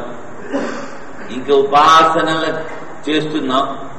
ఉపాసన చేస్తున్నప్పుడు మనకి ఏం ఉండాలి? ఈ మూడు ఉండాలి. ఇంద్రియ నిగ్రహం ఉండాలి, అదేవిధంగా దయ కలిగి ఉండాలి, దానం చేస్తూ ఉండాలి. దాంతో అలుబ్ధో దయాలు. దాంతో అంటే ఇంద్రియాలు నిగ్రహించుకోవడం. అలుబ్ధ, లోభం ఉండకూడదు. దయాలు సన్ సర్వోపాసనేషు అధిక్రియతే. లోభం ఉండకూడదు, ఇస్తూ ఉండాలి, దయ కలిగి ఉండాలి. దాంతో అంటే ఇంద్రియాలు నిగ్రహించుకోండి. అలాగ ఉంటూ సర్వోపాసనేషు అధిక్రియతే. ఈ మూడు కనుక ఉన్నట్లయితే చేస్తున్న ఉపాసన ఫలీభూతం అవుతుంది. తత్ నిరుపాధికస్య బ్రహ్మణో దర్శనం అతిక్రాంతం అథ అధునా సోపాధికస్య తస్యేవ అభ్యుదయ ఫలాని. చూడండి, నిరుపాధిక బ్రహ్మ గురించి చెప్పడం అయిపోయింది.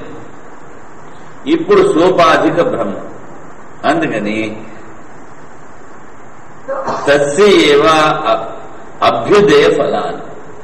అభ్యుదయం అంటే అభివృద్ధి. వక్తవ్యాని దేవం అర్థో అయమారంభ. అందుకని ఈ బ్రాహ్మణము మొదలు పెడుతున్నాము. ఏష ప్రజాపతి యత్ హృదయం ఏతద్ బ్రహ్మ ఏతత్ సర్వం తదేతత్క్షయం హృదయమితి హ్రీ ఇతి ఏకమక్షరం అభిహరంతి అస్మై స్వాశ్చ అన్యే చ ఏవం వేద దా ఇతి ఏకమక్షరం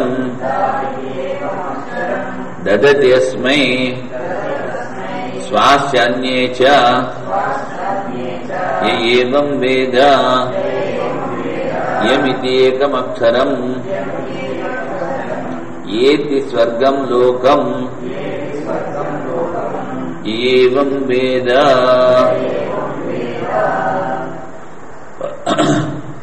ఏష ప్రజాపతి. ఏమిటి ప్రజాపతి? హృదయం. హృదయం ఏతద్ బ్రహ్మ ఏతత్ సర్వం. ఇదే బ్రహ్మము. దీంట్లో హ్రీ ద యం అని 3 అక్షరాలు ఉన్నాయి.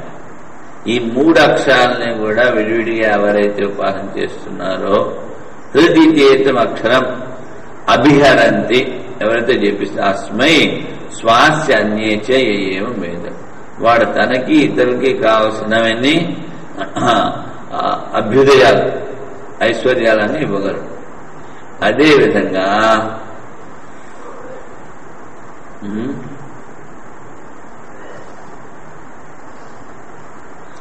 లేకపోతే ఇక్కడ ఏమిటి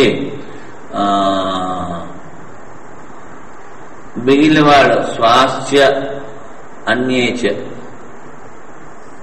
ఏమిటి ఇక్కడ ఏమిటి చేశాడు? షష్ట ఏత హృదయస్య సర్వత్వం తదేతత్ హృదయమితి నామ త్రిక్షరం కాని పునఃస్థాని హ్రీతి అభిహరంతి హరతే ఆహృతి కర్మణో హ్రీ ఇది ఏతద్ రూపం ఇది యో వేద. హరతే ఆహృతి కర్మణో, ఇది హరణం. ఆహృతి అంటే తీసుకోవడం. ఇది ఉన్నది ఈ హ్రీ అని తెలుసుకుని ఎవడైతే ఉపాసన చేస్తుంటాడో ఆ హృదయ బ్రహ్మాన్ని తెలుసుకున్నవాడో స్వాస్థ్య ఇంద్రియాణి అన్యేచ విషయ శబ్దాదయ స్వంసం కార్యం అభిహరంతి.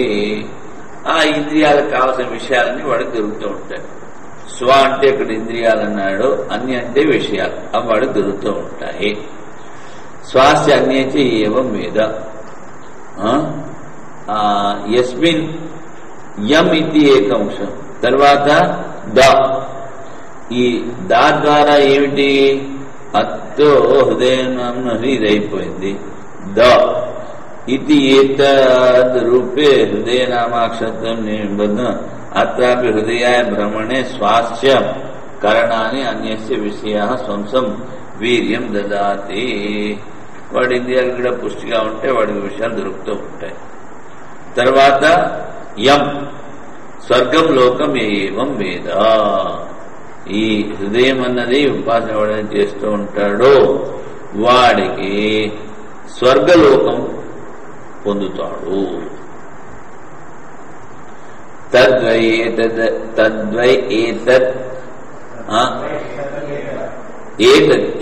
ఏతదేవ తదాసా సత్యమేవ సాయోహ ఏతం మహద్యక్షం ప్రథమజం వేద. సత్యం బ్రహ్మ ఇతి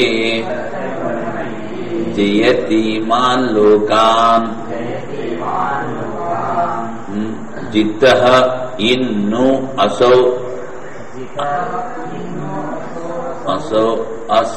అసద్ య ఏవం ఏతన్ మహద్యక్షం ప్రథమజం వేద. సత్యం బ్రహ్మ ఇతి సత్యం హి ఏవ బ్రహ్మ. ఇప్పుడు ముందు ఏదైతే హృదయ బ్రహ్మం చెప్పారో దాన్నే ఇప్పుడు సత్యం అంటారు. తదేతదేవ తదాస సత్యమేవ. దీనిని యక్షం అంటే పూజ్యం. దీన్ని అత్యంత పూజనీయము అని ఎవరైతే ఇది సత్యబ్రహ్మము అని ఉపాసన చేస్తూ ఉంటారో వాళ్ళు ఈ లోకాలన్నింటినీ కూడా ఈ లోకాలు జయిస్తాడు. అవన్నీ వీటికి వశంలో ఉంటాయి. అవి లోకాన్ని అసౌ అసత్ ఏవం ఏతత్ మాధ్యక్షం ప్రథమజం వేద. జయిస్తాడు అంటే వాడికి ఇవన్నీ అసద్రూపాలు అయిపోతాయి. ఈ లోకాల్లో ఉన్నటువంటివి ఏమి వాడు గుర్తించిన ప్రథమజం వేద సత్యం బ్రహ్మ. అందుకనే ఈ సత్యము అనేటువంటి పేరుతో ఆ బ్రహ్మముని ఎవరైతే ఉపాసన చేస్తూ ఉంటారో వాడికి ఈ లోకాలన్నీ కూడా వాడు జయిస్తాడంటే ఈ లోకాల్లో ఏమి సారం లేదు అన్నది వాడికి తెలుస్తుంది. మూర్తజ్ఞాన పంచభూతాత్మకం తత్వం హిరణ్య గర్భాత్మం ఇది కశ్చిత్ సత్యాత్మానం ఏతం మహన్ మహత్వాత్ యక్షం పూజ్యం ప్రథమజాతం సర్వాత్మత్వా సంసారణం ఏతదేవ అగ్రే జాతం బ్రహ్మ అతః ప్రథమజం వేద విజానాతి సత్యం బ్రహ్మ తస్సిదం ఫలం. ఈ విధంగా ఉపాసన చేసేవాడి ఫలితం ఏమిటి? సత్యేన బ్రహ్మణ ఇమే లోకా ఆత్మసాత్కృతాదితా. ఈ లోకాలన్నీ కూడా చేస్తారు. సత్యాత్మానం బ్రహ్మ మహద్యక్షం ప్రథమజం వేదస జేతి ఇమాన్ లోక కించిజితో వశీకృతః ఇన్ను ఇత్థం యథా బ్రహ్మణాసౌ శత్రురితి వాక్యశేషః.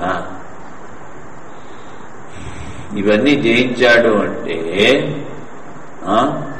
బ్రహ్మణ అసౌ శత్రురితి వాక్యశేష. ఆ బ్రహ్మతో పాటు వీడు శత్రు ఉంటాడేమిటి? అసత్య అసత్ భవేత్ అసౌ శత్రు జితో భవేద్ ఇత్యర్థ. వీడిని ఎవడైనా శత్రువు అనుకుంటే వాడిని వీడు జయిస్తాడు, వాడి శత్రుత్వం ఉండదు. అథో కసియేత ఫలం పునర్నిగమయతి ఏం ఏతను మహాధ్యక్షం ప్రథమజం వేద యథా ఇత్థం ఉక్తం ఏవం వివృణోతి యథా బ్రహ్మణ ఇది. యథా సత్యాక బ్రహ్మణ అసౌ శత్రుః అంధతాఖ్యో వశీకృతః తథా ఉపాసకేనాపి వశీకృతో భవతి. ఇప్పుడు అబద్ధం చెప్పిన వాడిని ఏ విధంగా అయితే సత్యం చెప్పిన వాడు జయిస్తాడో అదే విధంగా వీడు కూడా జయిస్తాడు. అతో విద్యానురూపం ఫలం. आप ये विदमग्रे आसुः ताप सत्यम असृजन असृजंत सत्यम ब्रह्म प्रजापतिम प्रजापतिर्देवा आस्ते देवा सत्यमेव उपासते तदेतत्क्षरम सत्यमिति सा इति एकमक्षरम ती इति एकमक्षरम यम इति एकमक्षरम प्रथम उत्तमे अक्षरे सत्यम मध्यतो अनृतम तदेतत् अनृतम उभयतः सत्येन परिगृहीतम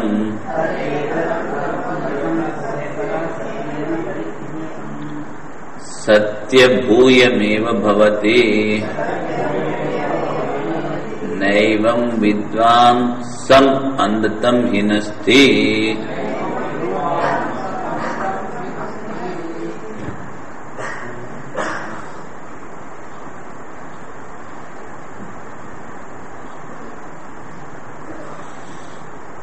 ఆపయవిధమగ్రే ఆసు అంటే జలాలే ఉన్నాయి. ఆప పయ సోమాజాతిగా హూయమాన అంటే ఇక్కడ ఆప అంటే వీడేమో సోమరసం అంటాడు. ఆసు తా ఆప సత్యం అసృజంత అవి సత్యాన్ని సృష్టించాయి అంటాడు. సత్యం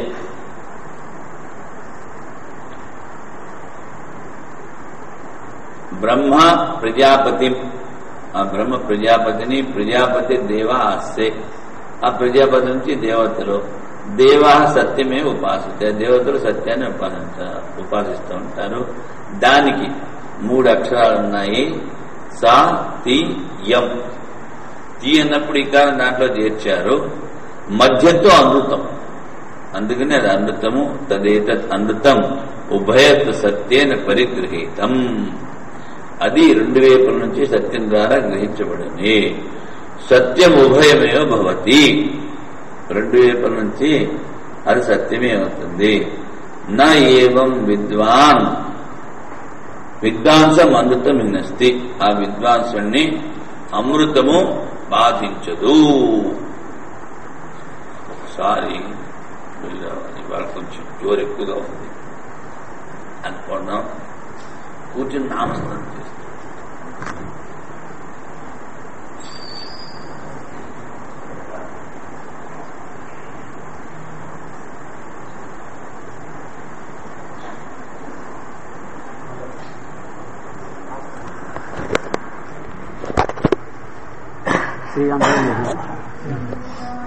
श्रीराम जय जय राम श्रीराम.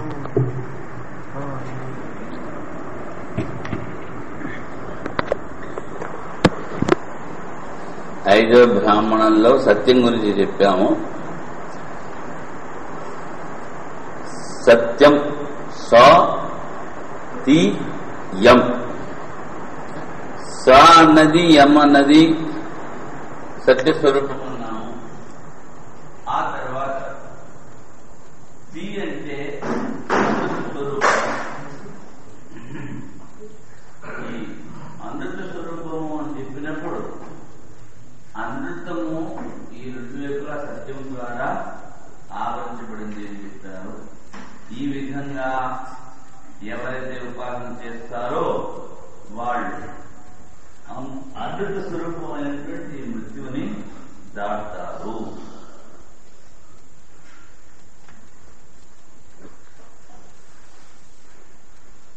తదేతదనంతం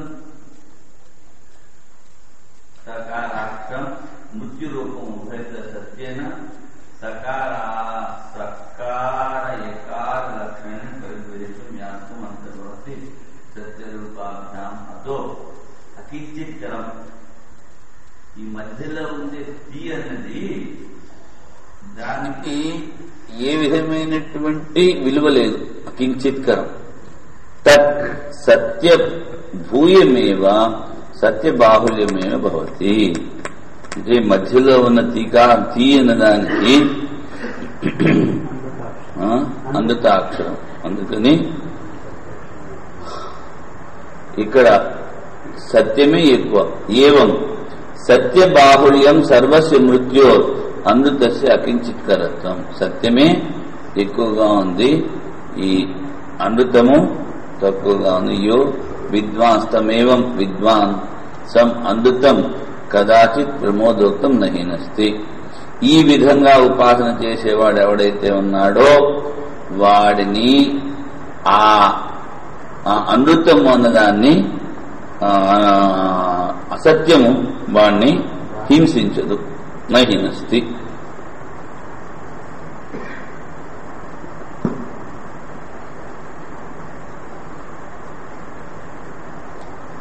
अच्छा తర్వాత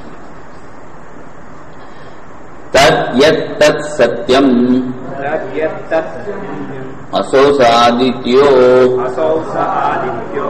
येष एतस्मिन् मण्डले पुरुषो यश्चायं दक्षिणे क्षन् पुरुषः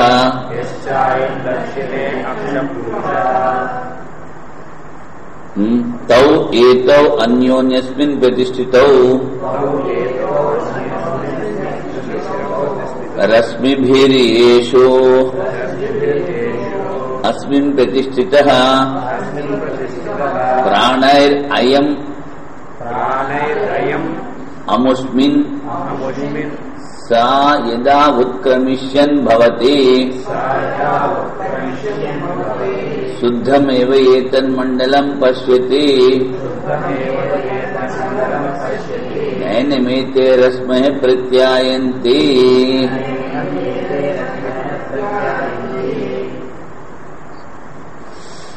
తద్యత్ సత్ సత్యం అంటే ఇంతవరకు సత్యం అనేది ఏదైతే చెప్పామో అది ఈ ఆదిత్యమే సత్యం. యా ఏష ఏతస్మిన్ మండలే పురుషో యశ్చాయం దక్షిణే పురుషం. ఆ ఆదిత్యంలో ఉన్న పురుషుడు మన కుడికన్నులో ఉన్నటువంటి పురుషుడు అంటే ఏ చైతన్యం అయితే ఉందో రెండు ఒకటే. పురుష తౌ ఏతో అన్యోన్యస్మిన్ ప్రతిష్టవు. ఆ ఆదిత్యంలో ఉన్న పురుషుడు ఈ కన్నుల్లో ప్రతిష్ఠితమై ఉన్నాడు, ఈ కన్నుల్లో ఉన్నటువంటి పురుషుడు అందులో ప్రతిష్ఠితమై ఉన్నాడు. ఎలాగా? ఈ కిరణాల ద్వారా ఆ ఆదిత్యుడు ఈ కన్నుల్లో ప్రతిష్ఠితమై ఉన్నాడు. అదేవిధంగా ప్రాణము ద్వారా ఈ కన్నుల్లో ఉన్నటువంటి పురుషుడు ఆ ఆదిత్యంలో ప్రతిష్ఠితమై ఉన్నాడు. అందుకని ఎవడైతే ఇక్కడ నుంచి ఈ శరీరం వదిలి పెడుతూ ఉంటాడో, ఈ విధంగా ఉపాసన చేసిన వాడు వాణ్ణి రశ్మిలు బాధించు, వాడు ఆ శుద్ధ మండలాన్నే చూస్తాడు. ఆ ఈశావాస్యంలో కూడా మంత్రం ఉంది కదా, అదేంటి? దాని హిరణ్మయైన పాత్రను సత్యస్యా వీతం ముఖం పూషన్ తత్వం పూషన్ అపావు సత్యధర్మాయ దృష్టి. అది సత్యధర్మాయ దృష్టి. ఏష ఏతస్మిన్ మండలే పురుషః తస్య భూరితి శిరః ఏకం శిరః ఏకమేతదక్షరం భువ ఇతి బాహు ద్వౌ బాహు ద్వే ఇతి అక్షరే స్వరితి ప్రతిష్ఠా ద్వే ప్రతిష్ఠా ద్వే ఇతి అక్షరే తస్య ఉపనిషత్ అహరితి అంతిపాప్మానం జహాతి చ ఏవం వేద. ఇప్పుడు ఆ సూర్యుని మండలంలో ఏ పురుషుడని చెప్పారో, యా ఏష ఏతస్ మండలే పురుష తస్య భూరితి శిర. భూ అంటే ఇక్కడ ఈ వ్యాహృతి అక్షరాన్ని భూ అన్నారు. భూ అంటే పృథివీ కాదు. భూ అన్నది వ్యాహృతి అక్షరము. ఈ అక్షరమే వాని శిరరూపం. ఎందుకంటే ఇక్కడ ఉపాసన చెయ్యాలి, అందుకని ఏకశిర. ఈ భూ అన్నది ఒకటే అక్షరం. భువ ఇది బాహు. భువ కదా, భువ అంటే ఈ రెండు చేతులు, అవి కూడా రెండే అక్షరాలు. స్వరితి ప్రతిష్ట, ఇవి కూడా రెండే, అవి ప్రతిష్ట కాదు. ద్వే ఇతి అక్షరే తస్య ఉపనిషత్ అహరితి. మరి వాడి పేరేమిటి అంటే అహహ. ఎవరికి? ఈ భూర్భువ స్వహ అన్నప్పుడు ఆ పురుషుడు ఏదైతే ఆదిత్యపిండంలో పురుషుడున్నాడో వానికి భూ అన్నది శిరస్సు అని ఉపాసన చేయాలి. భువ అన్నవి చేతులని, స్వ అన్నవి కాళ్ళని ఉపాసన చేయాలి. అలాగా ఉపాసన చేసేవాడి పేరేమిటి? అహర్. తస్య ఉపనిషత్ అహరితి. ఉపనిషత్ అంటే గోప్యమైనటువంటి పేరు. హంతి పాప్మానం జహాతి చ. వాడి పాపాలన్నీ కూడా వాడు తొలగించేస్తాడు. పాపాల అంటే చంపుతాడు. జహాది పాపాలు వీడిని వదిలిపెడతాయి ఎవడైతే ఈ విధంగా ఉపాసన చేస్తూ ఉంటాడో. అచ్చా. యో యం దక్షిణే అక్షన్ పురుషః తస్య భూరితి శిరః ఏకశిరః ఏకం ఏతదక్షరం భువ ఇతి బాహు ద్వౌ బాహు ద్వే ఇతి అక్షరే స్వరితి ప్రతిష్ఠా ద్వే ప్రతిష్ఠే ద్వే ద్వే ఏతే అక్షరే తచ్చ ఉపనిషద్ అహమితి అంతి పాప్మానం జహాతి చ ఏవం వేద.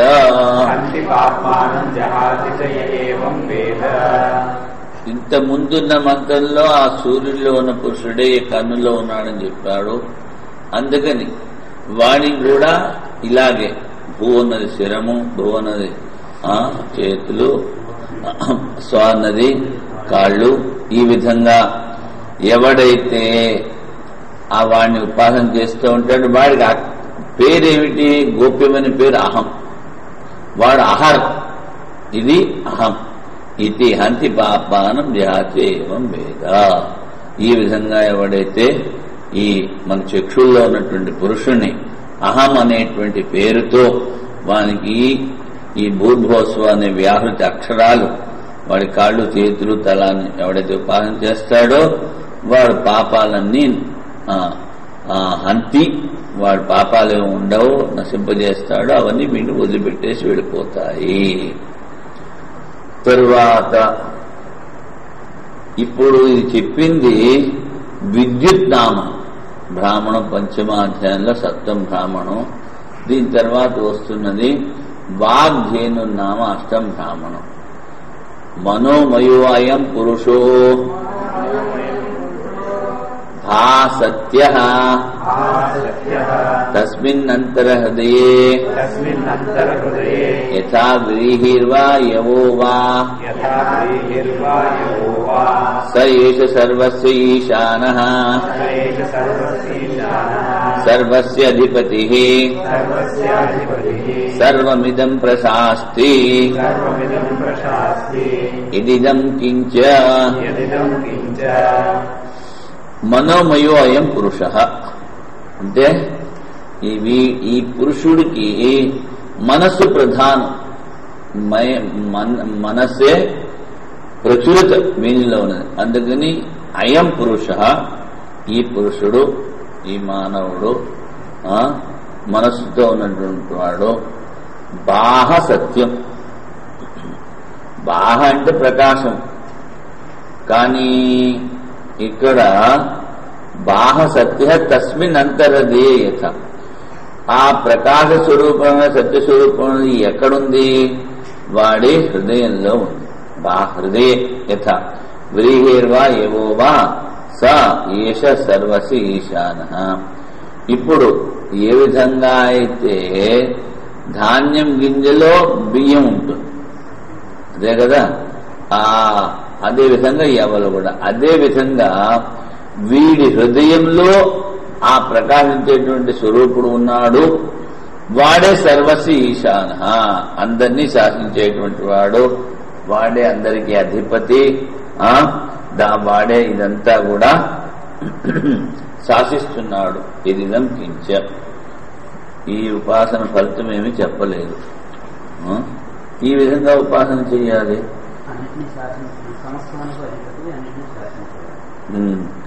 తం యథా యథా ఉపాసతే తదేవ భవతి.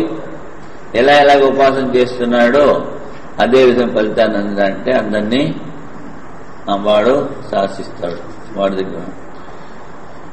ఇప్పుడు విద్యుత్ బ్రహ్మ ఇది ఆహు. విధానాద్ విద్యుత్ విద్యుత్యేనం పాప్మనో ఏవం వేద విద్యుత్ బ్రహ్మేతి విద్యుద్యేవ బ్రహ్మ. ఈ విద్యుత్ అంటే వర్షాకాలంలో మేఘాలు కొట్టుకున్నప్పుడు మనం మెరుపులు అంటాము, అది విద్యుత్. దాన్నే బ్రహ్మ అని ఉపాసన చేయాలి.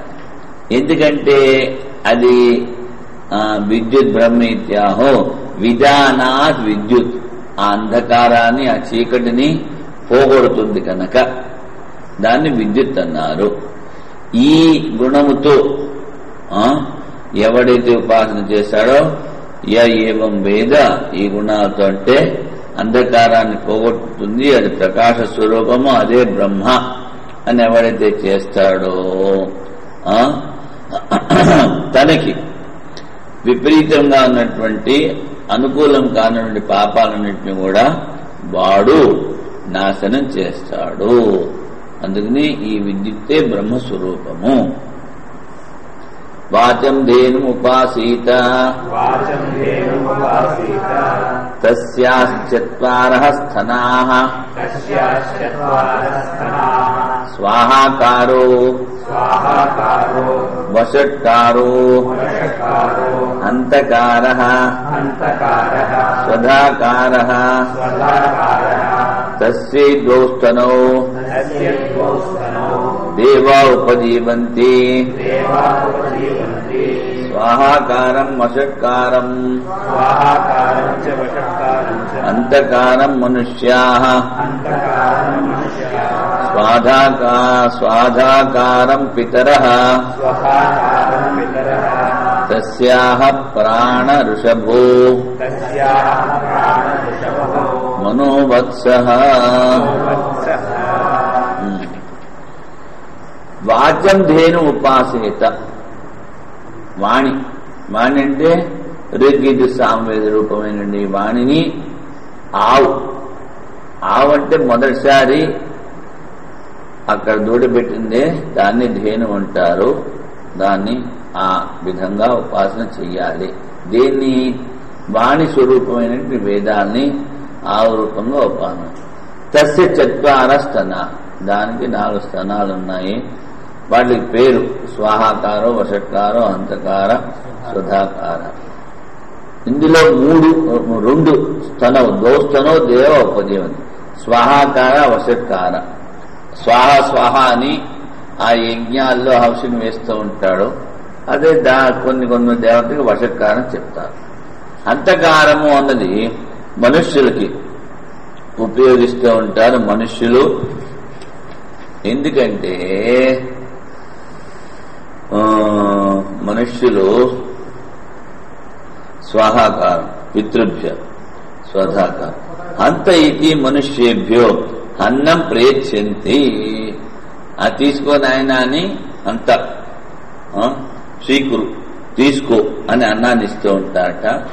అదే కాకుండా ఈ స్వధాకారం అన్నది ఇది పితరులకు ఉపయోగిస్తారు. స్వధాకారం ఇప్పుడు భావమిచ్చంతి దేవతాః మంత్రమిచ్చంతి పితరః.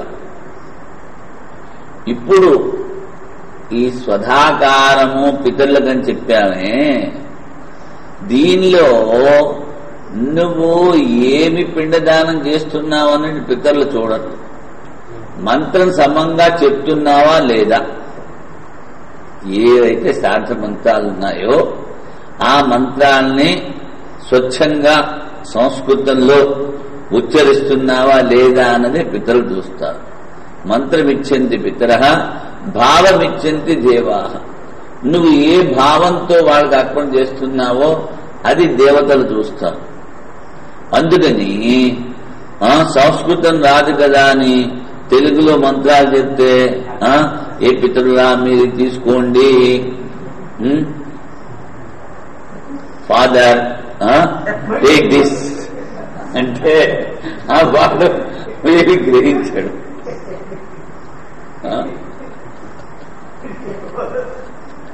అవి సాధ్యం కాదు. ఇందులో కావాల్సింది మంత్రాలు. అందుకని ఆ మంత్రాలు చెప్పేటప్పుడు సాధకర్మల్లో సావధానంగా ఉండాలి, స్పష్టంగా ఉచ్చారణ చేయాలి. అప్పుడే ఆ పితరులు తృప్తి చెందుతారు. అదేవిధంగా దేవతలు మనం ఏమి ఇస్తున్నామో ఏ మంత్రాలు చెప్తున్నామో సమంగా ఆ మంత్రాలు అవి చూడరు. వాళ్ళు మీ భావం ఏంటి, ఏ భావంతో మీరు ఇస్తున్నారు అన్నదే చూస్తారు. అందుకనే విదురుడి భార్య తొక్కలిచ్చేసిన తినేశాడు. అది భావం ఇచ్చింది దేవా. అయం అగ్నిర్వైశ్వానరో యోయంత పురుషే ఏనిదమన్నం పచ్యతే ఏనిదమద్యతే తస్యేష ఘోషో భవతి యమేతత్ కర్ణౌ అపిధాయ శృణోతి స యదా ఉత్క్రమిష్యన్ భవతి నైనం ఘోష శృణోతి. ఈ పురుషుడు లోపల ఉన్నాడు అని చెప్పారు కదా, వాడే వైశ్వానరుడు. ఆం వైశ్వానరో భూతముడు చెప్తున్నాము. యోయం అంత పురుషే ఏ నీదమన్నం పచ్చితే, వాడే అన్నానంతా అరిగిస్తున్నాడు ఏదైతే మనం తింటున్నాము. తస్యేష ఘోషో భవతి. ఈ రెండు చెవులు కనుక మూసుకుంటే ఆ వైశ్వానర అగ్ని యొక్క శబ్దాన్ని మనం వింటాం. ఏతో కర్ణో అపిధాయ శృణోతి. సా యదా ఉత్క్రమిష్యన్ భవతి. ఈ శరీరం వదిలిపెట్టేసి పోయేటప్పుడు నైనం ఘోష శృణోతి. వాడిగా శబ్దం వైశ్వానరాగ్ని శబ్దము వినిపించదు.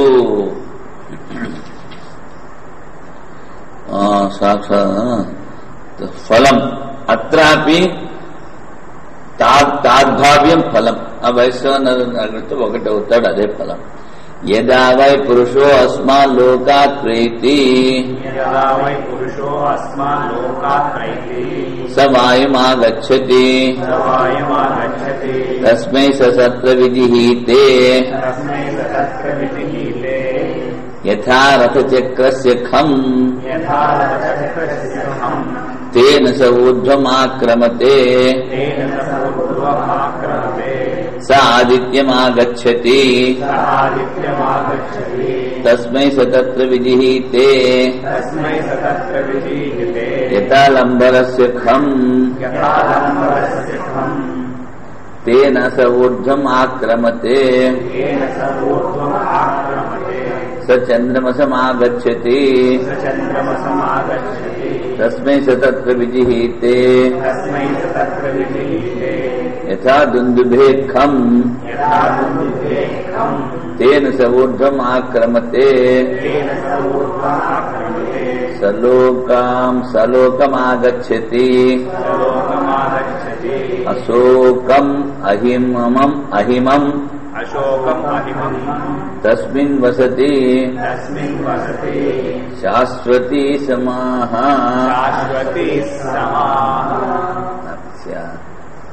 యథా వై పురుషో అస్మాన్ లోకాత్ ప్రేతి.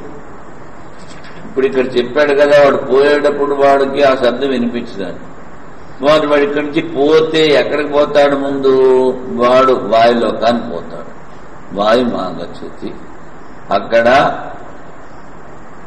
ఏ విధంగా అయితే వాయులోకానికి వెళ్ళినప్పుడు ఆ వాయువు వీడికి తోవస్తుంది. ఎలాగా అంటే రథచక్రంలో ఉన్నటువంటి చిత్రంలా ఖం తేరస. మళ్ళీ ఆదిత్యలోకానికి వెళ్ళినప్పుడు అక్కడ కూడా విజయితే యథా లంబరస్య ఖం. లంబరం అనేటువంటి వాయిద్యం మీద ఉంది, దానిలో ఉన్నటువంటి ఛిద్రంలాగా వాడు అక్కడి నుంచి ముందుకు పోనిస్తాడు. వాడు అక్కడి నుంచి వాడు చంద్రలోకానికి పోతాడు. ఆ చంద్రలోకం దుందువి నగాడ. దాంట్లో ఏ విధంగా అయితే ఆకాశం ఉందో అంత స్థలం వాడికి ఇస్తాడు.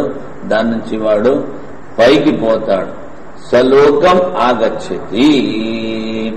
పైకి వెళ్ళి వాడు ప్రజాపతి లోకం అర్థాత్ బ్రహ్మకి అనేక కల్పం తక్ ఉంటాడు. అక్కడ ఆగచ్చతి. తస్మిన్ వసతి శాశ్వతి సమాః. అక్కడ అనేక బ్రహ్మగారి కల్పాలలాగా అక్కడ ఉంటాడట. అక్కడ ఇంకా ఏమిటి? సలోకం ఆగచ్చతి అశోకం అహిమం. అక్కడ మంచు లేదు, శోకము లేదు. ఈ అశోకము అహిమము అంటే ఇక్కడ మానసిక దుఃఖాలే ఉండవు, శారీరక దుఃఖాలు కూడా ఏమి వాడికి ఉండవు. ఏతద్వై పరమం తపో యద్ వ్యాహితః తప్యతే పరమం హైవ లోకం జేతి ఏవం వేద ఏతద్వై పరమం తపో యం ప్రేతం అరణ్యం హరంతి పరమం హైవ లోకం జయతి ఏవం వేద ఏతద్వై పరమం తపో యం ప్రేతం అగ్నౌ అభ్యాదధతి పరమం హైవ లోకం జేతి ఏవం వేద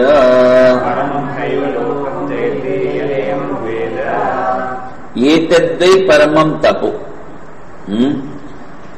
ఇదే తపస్సుట. ఏమిటి?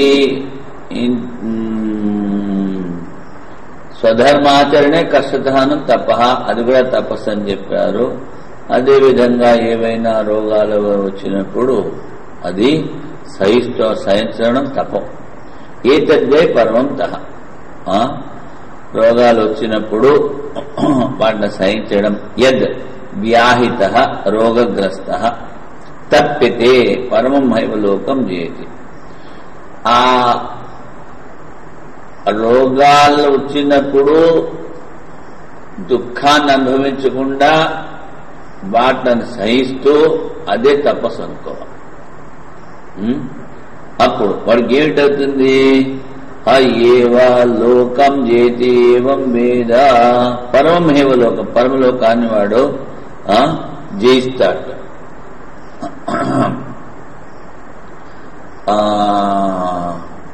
వాడు ఏ లోకం వేద ఏతద్వై పరమం తపో ఏవం ప్రేతం అరణ్యం హరంతి.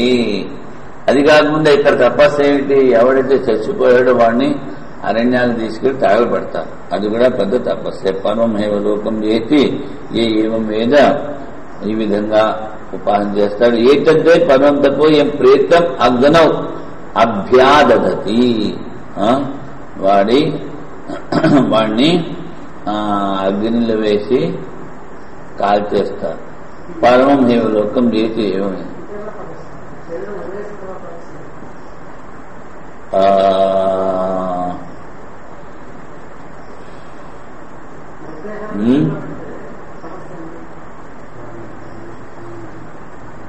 అదే అగ్ని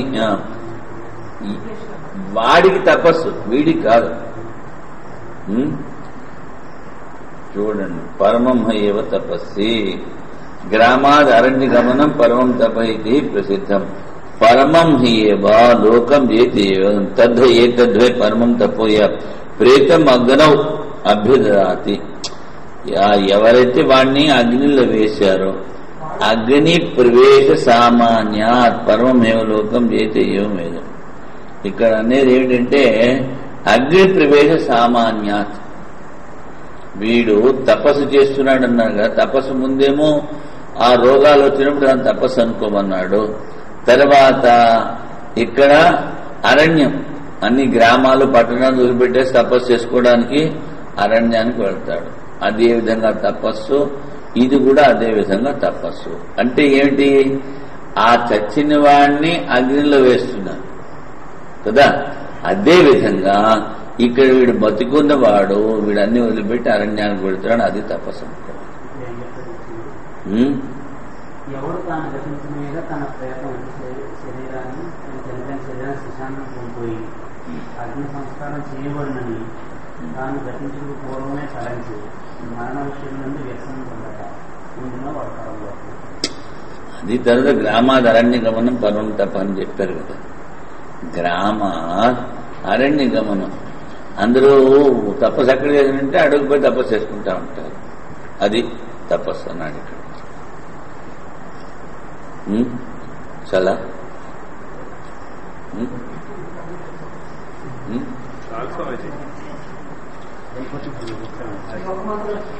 ఒక మంత్రమేనా? ఎందుకు సార్ పూర్తి చేశారు సార్? లేదు, ఇంకా ఉన్నాయి కదా. 15 కదా స్వామి. ఆ?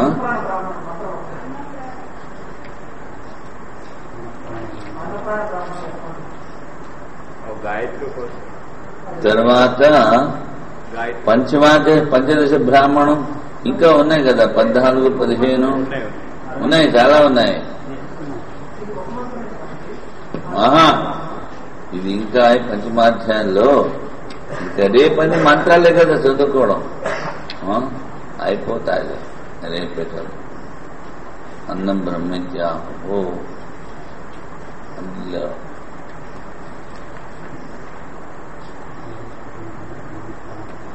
ఓం పూర్ణమదః పూర్ణమిదం పూర్ణాత్ పూర్ణముదచ్యతే పూర్ణస్య పూర్ణమాదాయ పూర్ణమేవావశిష్యతే.